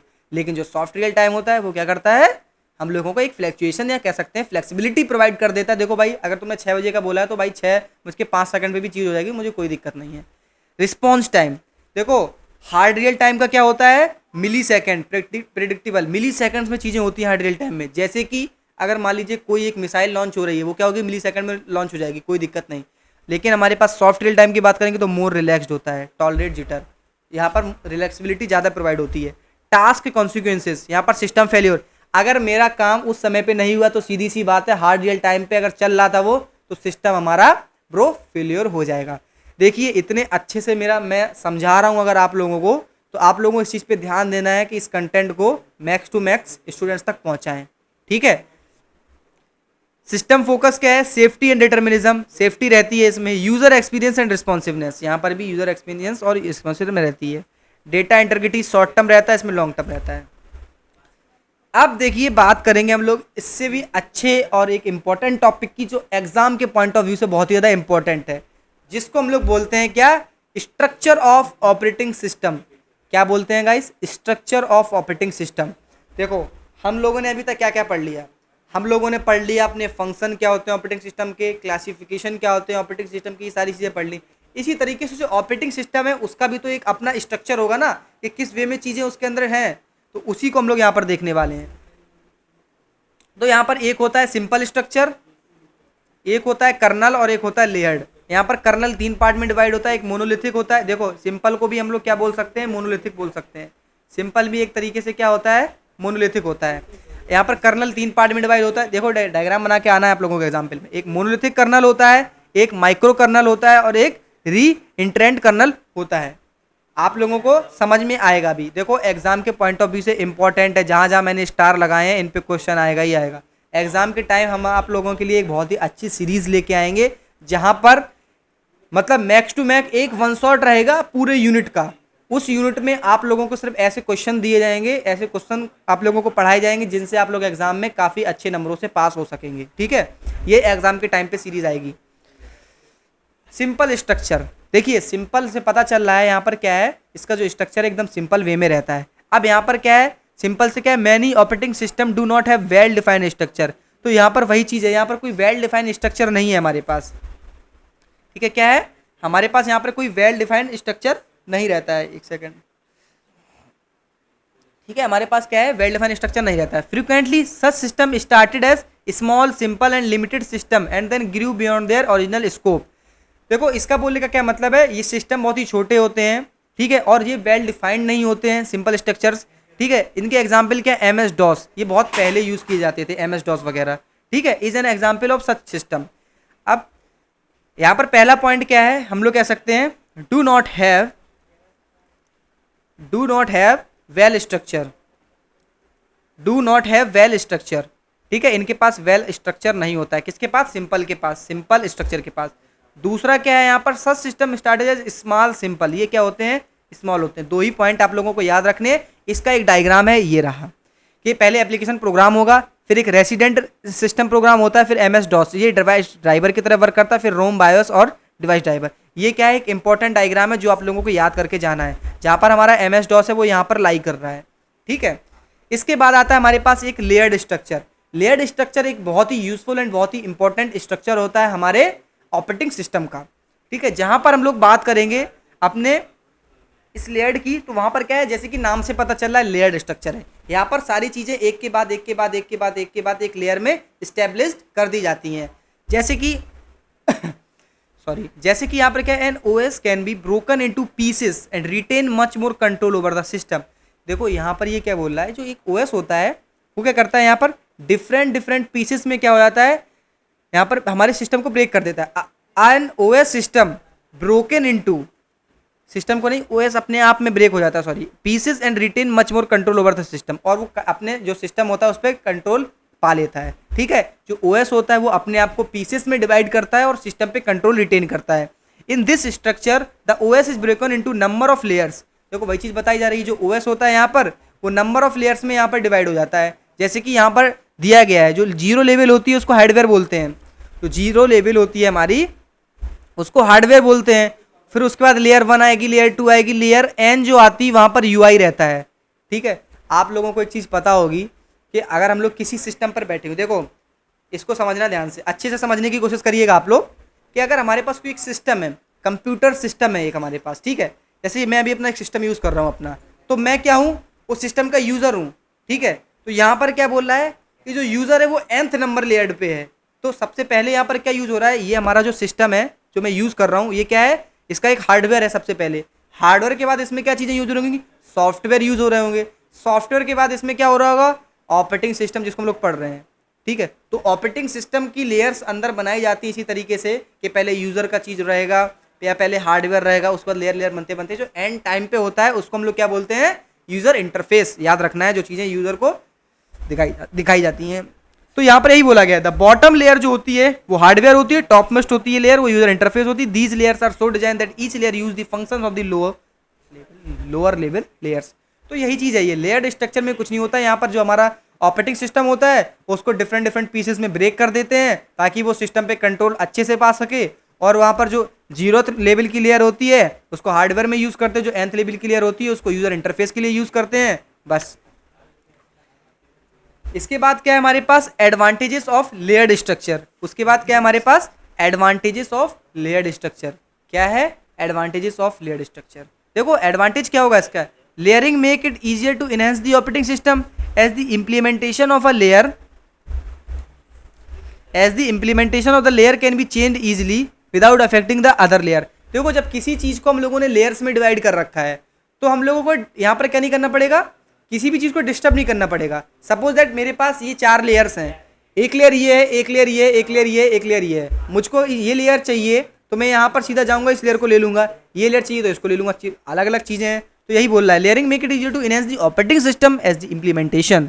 It is very easy to perform debugging and system verification. देखो अब इस पॉइंट को मैं समझाता हूँ कि जब लेयर्ड स्ट्रक्चर होता है उसमें डिबगिंग आसान क्यों हो जाती है, क्योंकि वहाँ पर क्या है, हर एक चीज़ को अपने अपने लेयर में स्टोर किया गया है। हर एक फंक्शनैलिटी की अपनी अपनी लेयर है। जैसे हार्डवेयर की एक लेयर है UI की। तो अगर वहाँ पे कोई प्रॉब्लम आ रही है, सपोज दैट हार्डवेयर में कोई प्रॉब्लम आ रही है, तो हम लोग उसके लेयर पे जाके उसको सॉल्व कर सकते हैं, ठीक है, वहाँ पे कोई प्रॉब्लम नहीं आएगी। लेकिन अगर हमारे पास सिंपल स्ट्रक्चर होता है जो वेल डिफाइंड ही नहीं है, भाई हमको पता ही नहीं है कहाँ से क्या चीज़ें हो रही हैं, उसको करने में प्रॉब्लम आएगी, सिंपल सी बात है। इसीलिए जो लेयर्ड स्ट्रक्चर है वो बहुत ही ज़्यादा इफेक्टिव और इंपॉर्टेंट है in comparison to the simple structure. Next चलते हैं। इसके बाद हम लोग पढ़ेंगे अपना कर्नल, जो कि बहुत देर से और बहुत पहले से आप लोग सुनते आए होंगे कि कर्नल होता क्या है, ठीक है।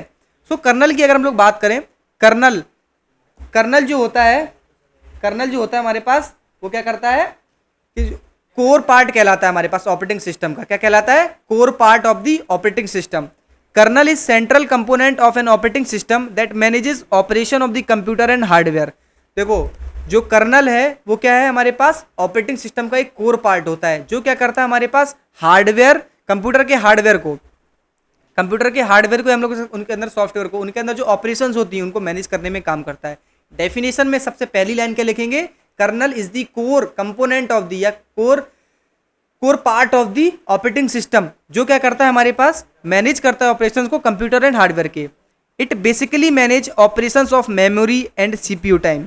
ये बेसिकली दो चीज़ों को मैनेज करता है, यहाँ पर मेमोरी को मैनेज करता है और सीपीयू टाइम को मैनेज करता है। ठीक है, ये दो चीज़ों को मैनेज करता है, एक मेमोरी को यूज़ करता है और सीपीयू टाइम को मैनेज करता है। It is core component of operating system, जैसे कि यहाँ पे लिखा हुआ है, ये क्या है हमारे पास, it is core component of an operating system. जो मैंने आप लोगों को बताया कि जो कर्नल होता है वो हमारे पास ऑपरेटिंग सिस्टम का एक कोर कंपोनेंट होता है, मतलब ऑपरेटिंग सिस्टम में सबसे इंपॉर्टेंट यही होता है। फिर क्या कह सकते हैं हम लोग, फिर कह सकते हैं kernel act as a bridge between application and data processing. जो कर्नल होता है वो एज अ ब्रिज क्या करता है, एज अ ब्रिज बिहेव करता है किसके किसके बीच में, हमारे पास एप्लीकेशन के बीच में, जो भी एक एप्लीकेशन होगी और डेटा प्रोसेस जो भी हो रहा होगा। Performed eight hardware level using inter process communication and system calls. अभी आप लोगों को आगे सिस्टम कॉल्स भी पढ़ाया जाएगा। ठीक है, अब kernel loads first into memory when an operating system is loaded. देखो जो कर्नल होता है वो पहले क्या करता है, मेमोरी में जाके लोड हो जाता है। When an operating system is loaded, जब ऑपरेटिंग सिस्टम लोड करता है, and remains into memory until N operating system is shut down again. और ये तब तक मेमोरी में रहता है जब तक अगेन जो हमारा सिस्टम है वो शट डाउन ना हो जाए। ठीक है, आप लोगों को समझ आ गया होगा। It is responsible for various task, it is responsible for various task such as disk management. कहाँ पे काम आता है, डिस्क मैनेजमेंट में काम आता है, टास्क मैनेजमेंट में काम आता है और मेमोरी मैनेजमेंट में काम आता है। देखो ये सारी चीज़ें हम लोग ऑपरेटिंग सिस्टम से तो पढ़ के आए थे, memory management, disc management, file management, ये सब, लेकिन उसके अंदर भी ये सारी चीज़ें कौन देखता है, हमारा कर्नल देखता है। कर्नल एक बहुत ही इंपॉर्टेंट टॉपिक है आपके एग्जाम के पॉइंट ऑफ व्यू से, याद रखना है। अब यहाँ पर कुछ टाइप्स होते हैं हमारे पास कर्नल के भी। यहाँ पर सबसे पहला पॉइंट जो है हमारे पास वो है मोनोलिथिक। ये भी क्या है, एक इंपॉर्टेंट है पार्ट। देखो मोनोलिथिक का क्या मतलब है, मोनोलिथिक का मतलब एक तरीके से सिंपल स्ट्रक्चर की तरह था। ठीक है, तो हम लोग कह सकते हैं क्या है ये, it is one of type of kernel where all operating system services operate in kernel space. यहाँ पर क्या है, where all operating system services, यहाँ पर जितनी भी ऑपरेटिंग सिस्टम की सर्विसेज होती हैं ऑपरेट इन कर्नल स्पेस, सबकी सब कर्नल स्पेस में होती हैं। अब monolithic kernel implement core computer system features like file and memory management. वही सेम चीज़ है, ये क्या करता है, फाइल और मेमोरी मैनेजमेंट में ये भी हेल्प करता है, अपने कर्नल स्पेस में रहकर इन सब चीज़ों से क्या है ऑपरेटिंग सिस्टम को हेल्प मिलती है। खत्म बात, ये था हमारा मोनोलिथिक सिस्टम। एग्जाम्पल देखेंगे यहाँ पर, देखो अब ये टॉपिक जो है ये काफ़ी ज़्यादा इंटरेस्टिंग हो जाएगा इस एग्जाम्पल से और इस इमेज से। देखो ये एक यूजर स्पेस है, ये कर्नल स्पेस है। ठीक है, इस कर्नल स्पेस में रह के क्या करेगा, हमारा कौन वर्क करेगा, मोनोलिथिक सिस्टम, क्योंकि यहाँ पर फाइल सिस्टम है, इंटर प्रोसेस कम्युनिकेशन हो रही है, आईओ डिवाइस मैनेजमेंट होता है, फंडामेंटल प्रोसेस मैनेजमेंट हो रही है। यहाँ पे क्या करेगा, मोनोलिथिक वर्क करेगा। ये किसका है, हमारे फिर हार्डवेयर के पास चीज जाएंगे। ये किसका एग्जाम्पल था, ये मोनोलिथिक का एग्जाम्पल था। ठीक है, किसका एग्जाम्पल था, हम लोग कह सकते हैं मोनोलिथिक का, ये मोनोलिथिक कह लो, मोनोलिथिक कर्नल कह लो, कुछ भी कह लो, तुम्हारे ऊपर डिपेंड करता है। यहाँ पर दोनों नाम सही है इसके। अब एग्जाम्पल बात करें मोनोलिथिक ऑपरेटिंग सिस्टम की, वीएमएस हो गया, लिनक्स। लिनक्स तो आप लोग जानते होंगे जिसमें हम लोगों को कमांड लाइन का यूज करना पड़ता है लिनक्स को। ठीक है, OS 360 हो गया, ओपन वीएमएस हो गया। ठीक है, ये एग्जाम्पल्स आप लोग सिर्फ एक याद रखिए, लिनक्स जो कि आप लोग यूज भी करेंगे, कई बार अपने कंपनीज में जाएंगे तो वहाँ पर लिनक्स यूनिक्स का यूज आता है, जिसका आप लोग यूज करते हैं। इसके बाद एडवांटेजेस की बात करूँ मैं, सो एडवांटेजेस क्या है मोनोलिथिक के, देखते हैं। अब monolithic kernel is fast because services like memory management, file management extra are implemented in the same address space. देखो ये फास्ट क्यों होता है, क्योंकि सेम एड्रेस स्पेस पे सारी चीज़ें होती हैं। ठीक है, इसलिए मोनोलिथिक कर्नल जो होता है वो फास्ट होता है। दूसरा क्या है, a process runs entirely in a single address space and a monolithic kernel, वही चीज़ है। और थर्ड वन क्या है, a monolithic kernel is a single state file, single static file होती है जो मोनोलिथिक की होती है। ठीक है, इसके बाद देखो मोनोलिथिक और माइक्रो कर्नल जो है ये 7 नंबर में पक्का पूछे जाते हैं एग्जाम में। भैया देखो याद कर लेना, इसको अच्छे से पढ़ लेना।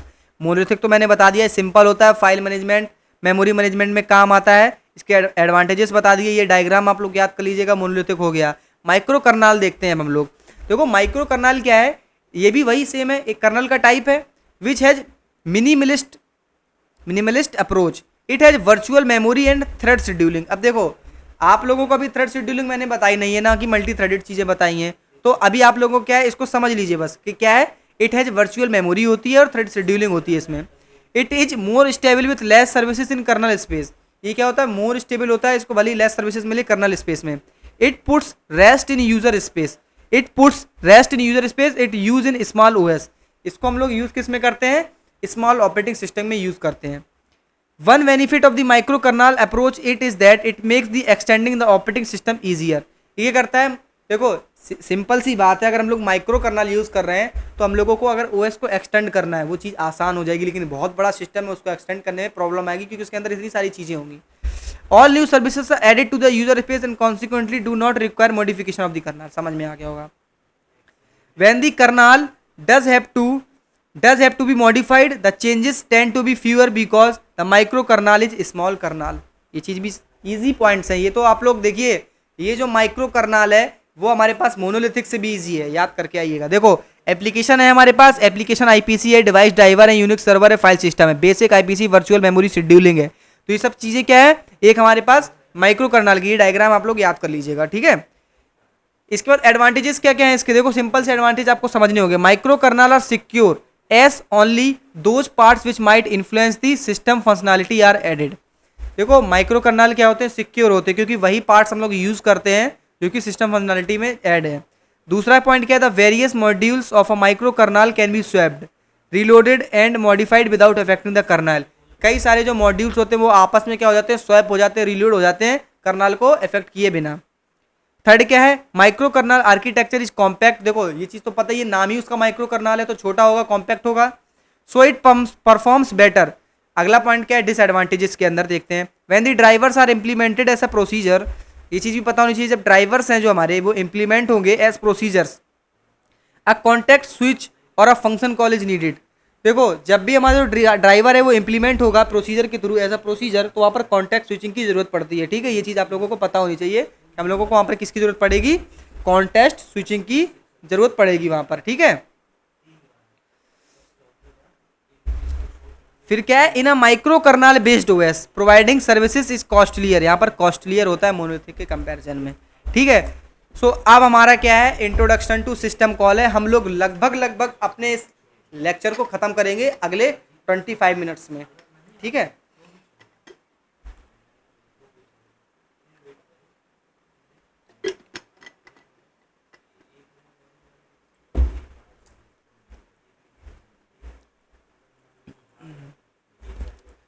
सो हम लोग बात करते हैं इंट्रोडक्शन टू सिस्टम कॉल्स की। अब देखो सिस्टम कॉल्स क्या होते हैं, यहां पर देखना होगा, system calls provide the interface, system calls provide the interface so that the process can communicate with the operating system.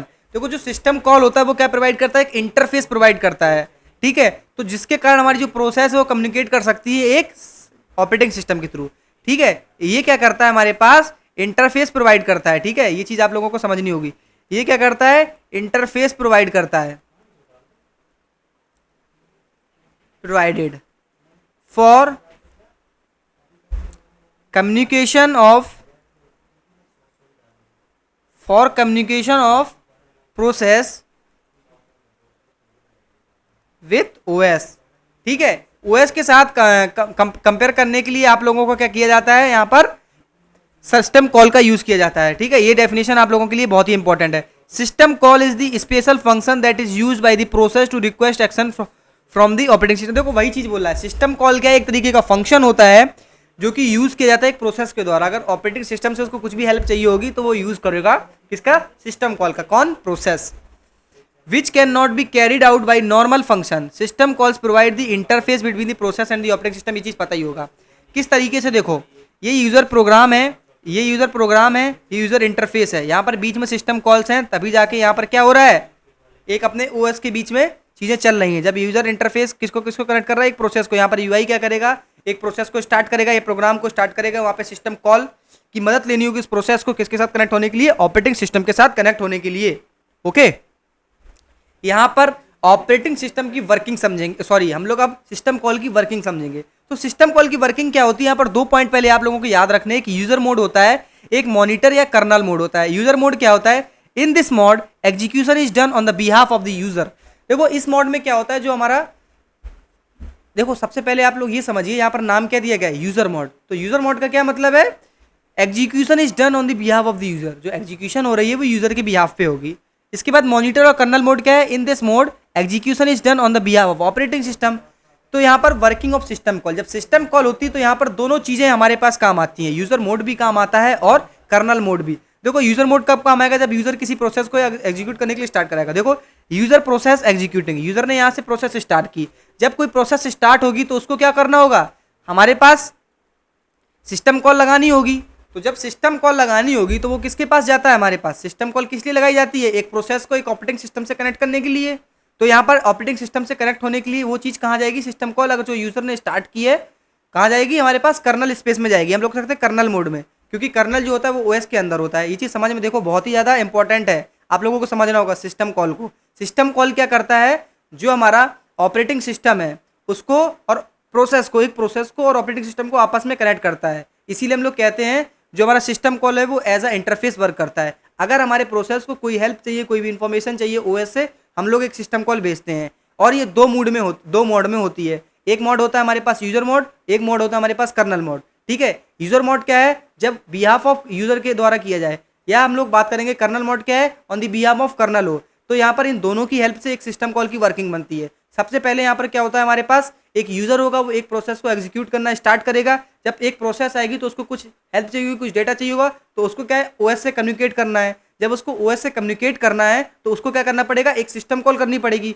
तो जब एक सिस्टम कॉल होगी वो कहाँ पे जाएगी, कर्नल मोड में जाएगी। कहाँ पे, कर्नल स्पेस में। कर्नल जाके क्या बताएगा ओएस को, क्योंकि जो ओएस का इंपॉर्टेंट कोर पार्ट होता है वो कर्नल होता है। इसीलिए जो सिस्टम कॉल होगी वो हमारे पास कहाँ जाएगी, ये लिखा हुआ है, कहाँ पे जाएगी, कर्नल मोड में। उसके बाद फिर रिटर्न कर देगा सिस्टम कॉल यूजर के पास। तो यहाँ पर हम लोगों को जो हम लोगों को चाहिए वो मिल जाएगा। तो यही था हमारे पास सिस्टम कॉल।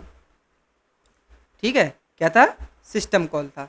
अब यहाँ पर हम लोग देख लेते हैं सर्विसेज ऑफ ऑपरेटिंग सिस्टम। ठीक है, सर्विसेज ऑफ ऑपरेटिंग सिस्टम क्या है उसको भी देख ले रहे हैं। ठीक है, तो सर्विसेज में क्या आता है हमारे पास, यूजर इंटरफेस कौन कौन सी सर्विसेज प्रोवाइड करता है, program execution, IO operation, file system, communication, error detection, resource allocation, accounting, protection and security. ये सारी चीजें हम लोग पहले से पढ़ के आ गए हैं, इसलिए इसको बताने में ज्यादा समय नहीं लगेगा। देखो यूजर इंटरफेस की बात करें तो यहाँ पर दो तरह का इंटरफेस हम लोगों को मिलता है। एक मिलता है कमांड बेस्ड, जिसमें हम लोग डॉस और लिनक्स का यूज करते हैं। यहाँ पर हम लोगों को कमांड देने पड़ते हैं, कमांड देंगे। यहाँ पर हम लोग इस तरीके से चीजें यूज नहीं कर सकते कि टच कर सकें, ये कर सकें, वो कर सकें। लेकिन जो जीयूआई है, जिसको हम लोग क्या बोलते हैं यहाँ पर, ग्राफिकल यूजर इंटरफेस। ठीक है, ये क्या हमारे पास जीयूआई का फुल फॉर्म क्या होता है, यहाँ पर ग्राफिकल यूजर इंटरफेस। ठीक है, याद रखना है, ये जीयूआई का फुल फॉर्म क्या होता है, graphical user interface. Graphical user interface GUI में क्या आ जाता है हमारे पास, विंडोज और मैक ओएस। मैक ओएस का मतलब क्या होता है, Mac operating system.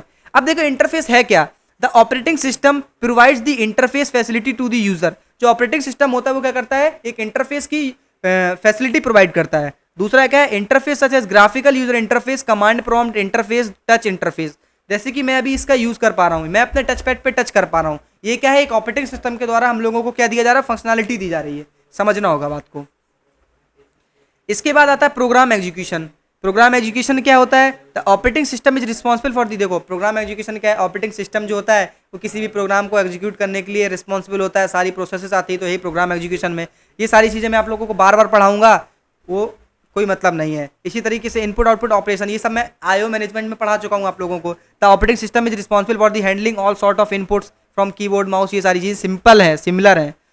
File system manipulation ये भी सेम है। कम्युनिकेशन, इंटर प्रोसेस कम्युनिकेशन, ये समझा दे रहा हूँ। देखो it provide communication facility among the processes to execute any operation. ये क्या करता है, एक कम्युनिकेशन फैसिलिटी प्रोवाइड करता है among the process to execute any operation. ये प्रोसेसेस के बीच में क्या करता है, कम्युनिकेशन प्रोवाइड करता है किसी भी ऑपरेशन को एग्जीक्यूट होने के लिए। Let suppose printing of word document via printer, समझ में आ गया होगा। एरर डिटेक्शन, ये सारी चीज़ें आप लोग खुद से पढ़ लीजिएगा, क्योंकि ये मैं आप लोगों को समझा चुका हूँ पहले बहुत अच्छे से। इसके बाद आते हैं हमारे पास कुछ कंपोनेंट्स, ये भी बहुत ही ज़्यादा इंपॉर्टेंट है। कंपोनेंट्स ऑफ ऑपरेटिंग सिस्टम, यहाँ पर प्रोसेस, यहाँ पर 4-5 ही याद रखिएगा mostly. Process management, secondary storage, file management, IO device management, network management, security management, main memory management, command interpreter. देखो ये सिमिलर है, सारी चीज़ें सिमिलर हैं, कोई दिक्कत नहीं है। तो मैं भी क्या, देखो यहाँ पर प्रोसेस मैनेजमेंट की बात हो रही है, तो जब प्रोसेस मैनेजमेंट की बात होती है तो हम लोग पहले से पढ़ के आए हैं। The process management component is procedure for managing many process during the running simultaneously of the operating system. देखो ये क्या है, ये भी वही चीज़ है सिंपल, कि जो प्रोसेस मैनेजमेंट है उसमें क्या हो रहा है, कोई भी प्रोसेस जो हमारी रन कर रही है वो कब रन होगी, उसकी शेड्यूलिंग कैसे होगी, वो सारी चीज़ें कौन देखता है, हमारे पास सब चीज़ देखता है ओएस हमारा, ठीक है, ओएस ही देखता है। एग्जाम्पल की बात करें, देखो प्रोसेस मैनेजमेंट, अब यहाँ पर मैं चीज़ों को आप लोगों को फिर से दोबारा नहीं पढ़ाऊंगा, ठीक है, अच्छे से, क्योंकि मैं आप लोगों को ये सारी चीज़ें पहले कुछ स्लाइड्स में पूरा पढ़ा के आ चुका हूँ कि process management, network management, file management क्या होता है, और मैंने एक नहीं दो बार पढ़ा दिया है, इसलिए यहाँ पर वही सेम चीज़ लिखी हुई है, सेम टॉपिक है जो आप लोग पढ़ सकते हैं। For example, when you see a search engine like Chrome, there is a process running for that the browser programme process management की processing running efficiently, it also uses memory allocated to the dam and shutting them down when we need it. देखो इसका क्या मतलब है, जब हम लोग Chrome पे अपनी कोई चीज़ यूज़ करते हैं या कोई चीज़ सर्च करते हैं, वहाँ पर क्या होता है, हमारा जो ब्राउजर होता है वो उस चीज़ को यूज़ करता है और वो प्रोसेस स्टार्ट हो जाती है, लेकिन जब हम चाहते हैं उसको कट करते हैं वो चीज़ स्टॉप हो जाती है। वहाँ पर क्या हो रहा है, ऑपरेटिंग सिस्टम ही उसको क्या कर रहा है, फंक्शनलिटी दे रहा है, तो वहाँ पर इस तरीके से प्रोसेस मैनेजमेंट होता है। इसके बाद आता है हमारे पास फाइल मैनेजमेंट। सिंपल सी बात है, फाइल मैनेजमेंट क्या है, हमारे सिस्टम के अंदर जितने भी फोल्डर्स बनते हैं किस तरीके से उनका मैनेजमेंट होना चाहिए, किस फोल्डर के अंदर क्या आना चाहिए, उनके पाथ कैसे होने चाहिए। जैसे यहाँ पर देखो बिन फोल्डर है, फिर डेवलपमेंट है, ईटीसी है, होम फोल्डर है, यूएसबी है, हैरी है, ट्यूटोरियल है, ये सारे फोल्डर्स यहाँ पर हैं। इनका मैनेजमेंट किस तरीके से होगा, इनको हम लोग अरेंज किस वे में करेंगे, इनकी सॉर्टिंग कैसे होगी। सपोज दैट हम लोगों ने एक फोल्डर बना रखा है, उसके अंदर हमने आज एक फाइल डाली, हमने डाल दी सपोज दैट एक ओएस के नाम की फाइल, उसके बाद अगले दिन में उसमें एक फाइल डाल दी, इसका नाम रख दिया हम लोगों ने पीपीएस, तो वो किस वे में ऊपर आएगी नीचे आएगी, तो क्या है, फाइल मैनेजमेंट है। वो सारी चीजें कौन देखता है, ऑपरेटिंग सिस्टम देखता है। फंक्शंस ऑफ फाइल मैनेजमेंट क्या है, the operating system has the following important activities in connection with the file management. देखो मैं आप लोगों को जल्दी जल्दी इस टॉपिक को इसलिए पढ़ा रहा हूँ क्योंकि मैं पहले एक्सप्लेन करके आ चुका हूँ, ठीक है। The operating system has the following important activities in connection with the file management. File and directory creation, देखो फाइल मैनेजमेंट का मतलब क्या है, कोई भी फाइल कब क्रिएट करनी है, अगर आप चाह रहे हैं तो वो क्रिएट हो जाए, आप किसी फाइल को डिलीट करना चाह रहे हैं तो वो डिलीट हो जाए, किसी फाइल को मूव करना चाह रहे हैं, कॉपी करना चाह रहे हैं, ये सारी चीजें किसके द्वारा होती हैं, ऑपरेटिंग सिस्टम के द्वारा। वो किसके अंदर आती है, फाइल मैनेजमेंट के अंदर। समझ में आ गया होगा आपको। इसके बाद बात करेंगे नेटवर्क मैनेजमेंट। नेटवर्क मैनेजमेंट मैं आप लोगों को पहले भी बहुत अच्छे से समझा के आया था अभी। नेटवर्क मैनेजमेंट क्या होता है, जब हम लोग कई सारे सिस्टम को आपस में कनेक्ट करते हैं एक केबल के द्वारा, इथरनेट के द्वारा, ये सारी चीजें होती हैं, उसी को हम लोग क्या बोलते हैं, एक नेटवर्क हमारे पास स्टैब्लिश हो गया। Is the process of administrating managing computer network, it include performance management, provisioning of network fault analysis and maintaining the quality of service. यहाँ पर ये डेफिनेशन इसकी लिखी हुई है। यहाँ पर देखो जो मैंने बताया उसकी डेफिनेशन यहाँ पर लिखी हुई है, किस तरीके से हम लोग आपस में कई सारे सिस्टम को कनेक्ट कर सकते हैं, ठीक है। यही था हमारा नेटवर्क मैनेजमेंट। सिक्योरिटी मैनेजमेंट क्या है, फिर से बता दे रहा हूँ, सिक्योरिटी मैनेजमेंट क्या है, जो ओएस होता है वही ध्यान रखता है हमारे सिस्टम की सिक्योरिटी का और प्राइवेसी का। जैसे कि जो मैक ओएस होता है उसके पास ज़्यादा यहाँ पर पावर होती है हमको सिक्योरिटी प्रोवाइड करने की एज कम्पेयर टू विंडोज, ठीक है, याद रखना होगा ये। आईओ डिवाइस मैनेजमेंट, जो ऑपरेटिंग सिस्टम होता है वही मैनेज करता है हमारा इनपुट और आउटपुट ऑपरेशंस, ठीक है, कि किस तरीके से हमको इनपुट कराना है, कब इनपुट कराना है, किसी प्रोसेस ने जब रिक्वेस्ट की तब इनपुट कराना है, किसी प्रोसेस ने जब रिक्वेस्ट की तब आउटपुट कराना है। ये सारी चीज़ें कौन मैनेज करता है, ऑपरेटिंग सिस्टम। इससे आप लोगों को समझना होगा किसी भी सिस्टम का सबसे इंपॉर्टेंट पार्ट क्या होगा, हमारे पास एक ऑपरेटिंग सिस्टम होगा। तभी हम लोग बोलते हैं कि भाई अगर लैपटॉप खरीदे हो तो अच्छे ऑपरेटिंग सिस्टम का खरीदना, जिसकी प्रोसेसिंग अच्छी हो। जनरली लोग क्या बोलते हैं कि मैक ओएस खरीदो, क्योंकि वो ऑपरेटिंग सिस्टम जो है वो बहुत ही ज़्यादा अच्छा और बहुत ही ज़्यादा ग्रोइंग ऑपरेटिंग सिस्टम है, जिसमें आप लोग काम करेंगे तो आप लोगों को अच्छा फील आता है, क्योंकि वो बहुत ही अच्छे से और स्मूथली वर्क करता है as compare to window operating system. इसके बाद हम लोगों का लास्ट टॉपिक आता है जिसको बोलते हैं स्पूलिंग। ये टॉपिक जनरली लोग बीच में पढ़ाते हैं, लेकिन मैंने आप लोगों को इसको बीच में नहीं पढ़ा के सबसे लास्ट में रखा है, क्योंकि ये हमारे थोड़ा सा जो हम लोग पढ़ रहे थे उससे अलग था, ठीक है। ये हम लोगों को आगे वाली यूनिट्स में काम आएगा। स्पूलिंग का क्या मतलब है वो हम समझाते हैं आपको। देखो स्पूलिंग क्या है, स्पूलिंग का मतलब होता है simultaneous peripheral operation online. Simultaneous peripheral operation online का देखो मतलब क्या है। जनरली सपोज दैट हमारे पास यहाँ पर एक काम है और एक काम यहाँ पर है, यहाँ पर बीच में सीपीयू, यहाँ पर एक स्पूलिंग मेमोरी बनती है, ठीक है। या हम लोग कह सकते हैं कि कोई भी एक काम हो रहा है, वहाँ पर कुछ समय के लिए हम लोग एक मेमोरी बना लेते हैं जहाँ पे वो चीज़ जाके स्टोर हो जाती है, उसी को हम लोग एक तरीके से कह सकते हैं एक स्पूलिंग प्रोसेस है वो, ठीक है। यहाँ पर क्या बोला है, साइमल्टेनियसली पेरिफेरल ऑपरेशन ऑनलाइन। यहाँ पर मान लीजिए कोई प्रोसेस है, वो कहाँ जाएगी, यहाँ पर स्पूलिंग करेगी, यहाँ पर एक वर्चुअल मेमोरी बन जाती है कुछ देर के लिए, जिसको हम लोग बोलते हैं स्पूलिंग मेमोरी, ठीक है। अब क्या है, spooling is the process of temporary storage, ठीक है। क्या है, सिंपल सी बात है, बस इतना याद रखना है। स्पूलिंग जो है वो क्या है, एक टेम्पररी स्टोरेज का प्रोसेस है। यहाँ पर कुछ समय के लिए एक टेम्पररी स्टोरेज हम लोगों को मिल जाती है, ठीक है, of data for use and execution by device, program और सिस्टम। अब स्पूलिंग का यूज़ क्यों आया, इससे क्या होगा, जब हम लोग कई बार ऐसे डेटा को यूज़ करते हैं जो हम लोगों को कुछ समय के लिए चाहिए है, या सपोज दैट स्पूलिंग का सबसे तगड़ा एग्जांपल जो मैं आप लोगों को बताने वाला हूँ वो ये चीज़ है कि जब हम लोग प्रिंटिंग कराने जाते हैं, सपोज दैट हम लोग 100 या नंबर ऑफ पेजेस एक बार में प्रिंट कराते हैं, तो जो प्रिंट होता है हमारे पास चीज़ वो क्या है, एक बार में पूरी PDF हमारे पास आ जाती है। लेकिन जो प्रिंटर होता है उसको क्या कर रहा है, एक एक करके एक एक करके एक एक करके एक एक पेज निकाल के देता है। तो वहाँ पर स्पूलिंग का क्या रोल आया कि वहाँ पर उसने जाके छोटी सी स्टोरेज में वो सारा PDF स्टोर कर लिया पहले, ठीक है, उस डेटा को स्टोर कर लिया। अब फिर जब उसको ज़रूरत है हार्डवेयर को तो वो एक एक करके डेटा लेता जा रहा है वहाँ से एक एक पेज, और वो हम लोगों को आउटपुट देता जा रहा है। यही है एक स्पूलिंग का बहुत ही अच्छा एग्जाम्पल, ठीक है।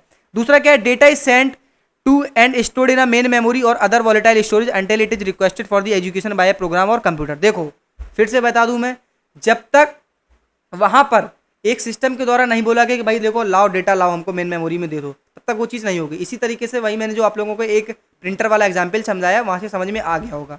जब उसको जरूरत होगी तो वो डेटा लेता जाएगा, काम करता जाएगा एक एक पेज का।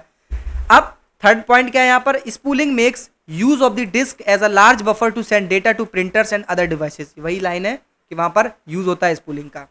फोर्थ क्या है, it can also be used as an input but it is more commonly use as an output. जो मैंने बताया आउटपुट के लिए ज़्यादा यूज होता है। एग्जाम्पल क्या है, प्रिंटिंग का जो मैंने आप लोगों को समझा दिया है।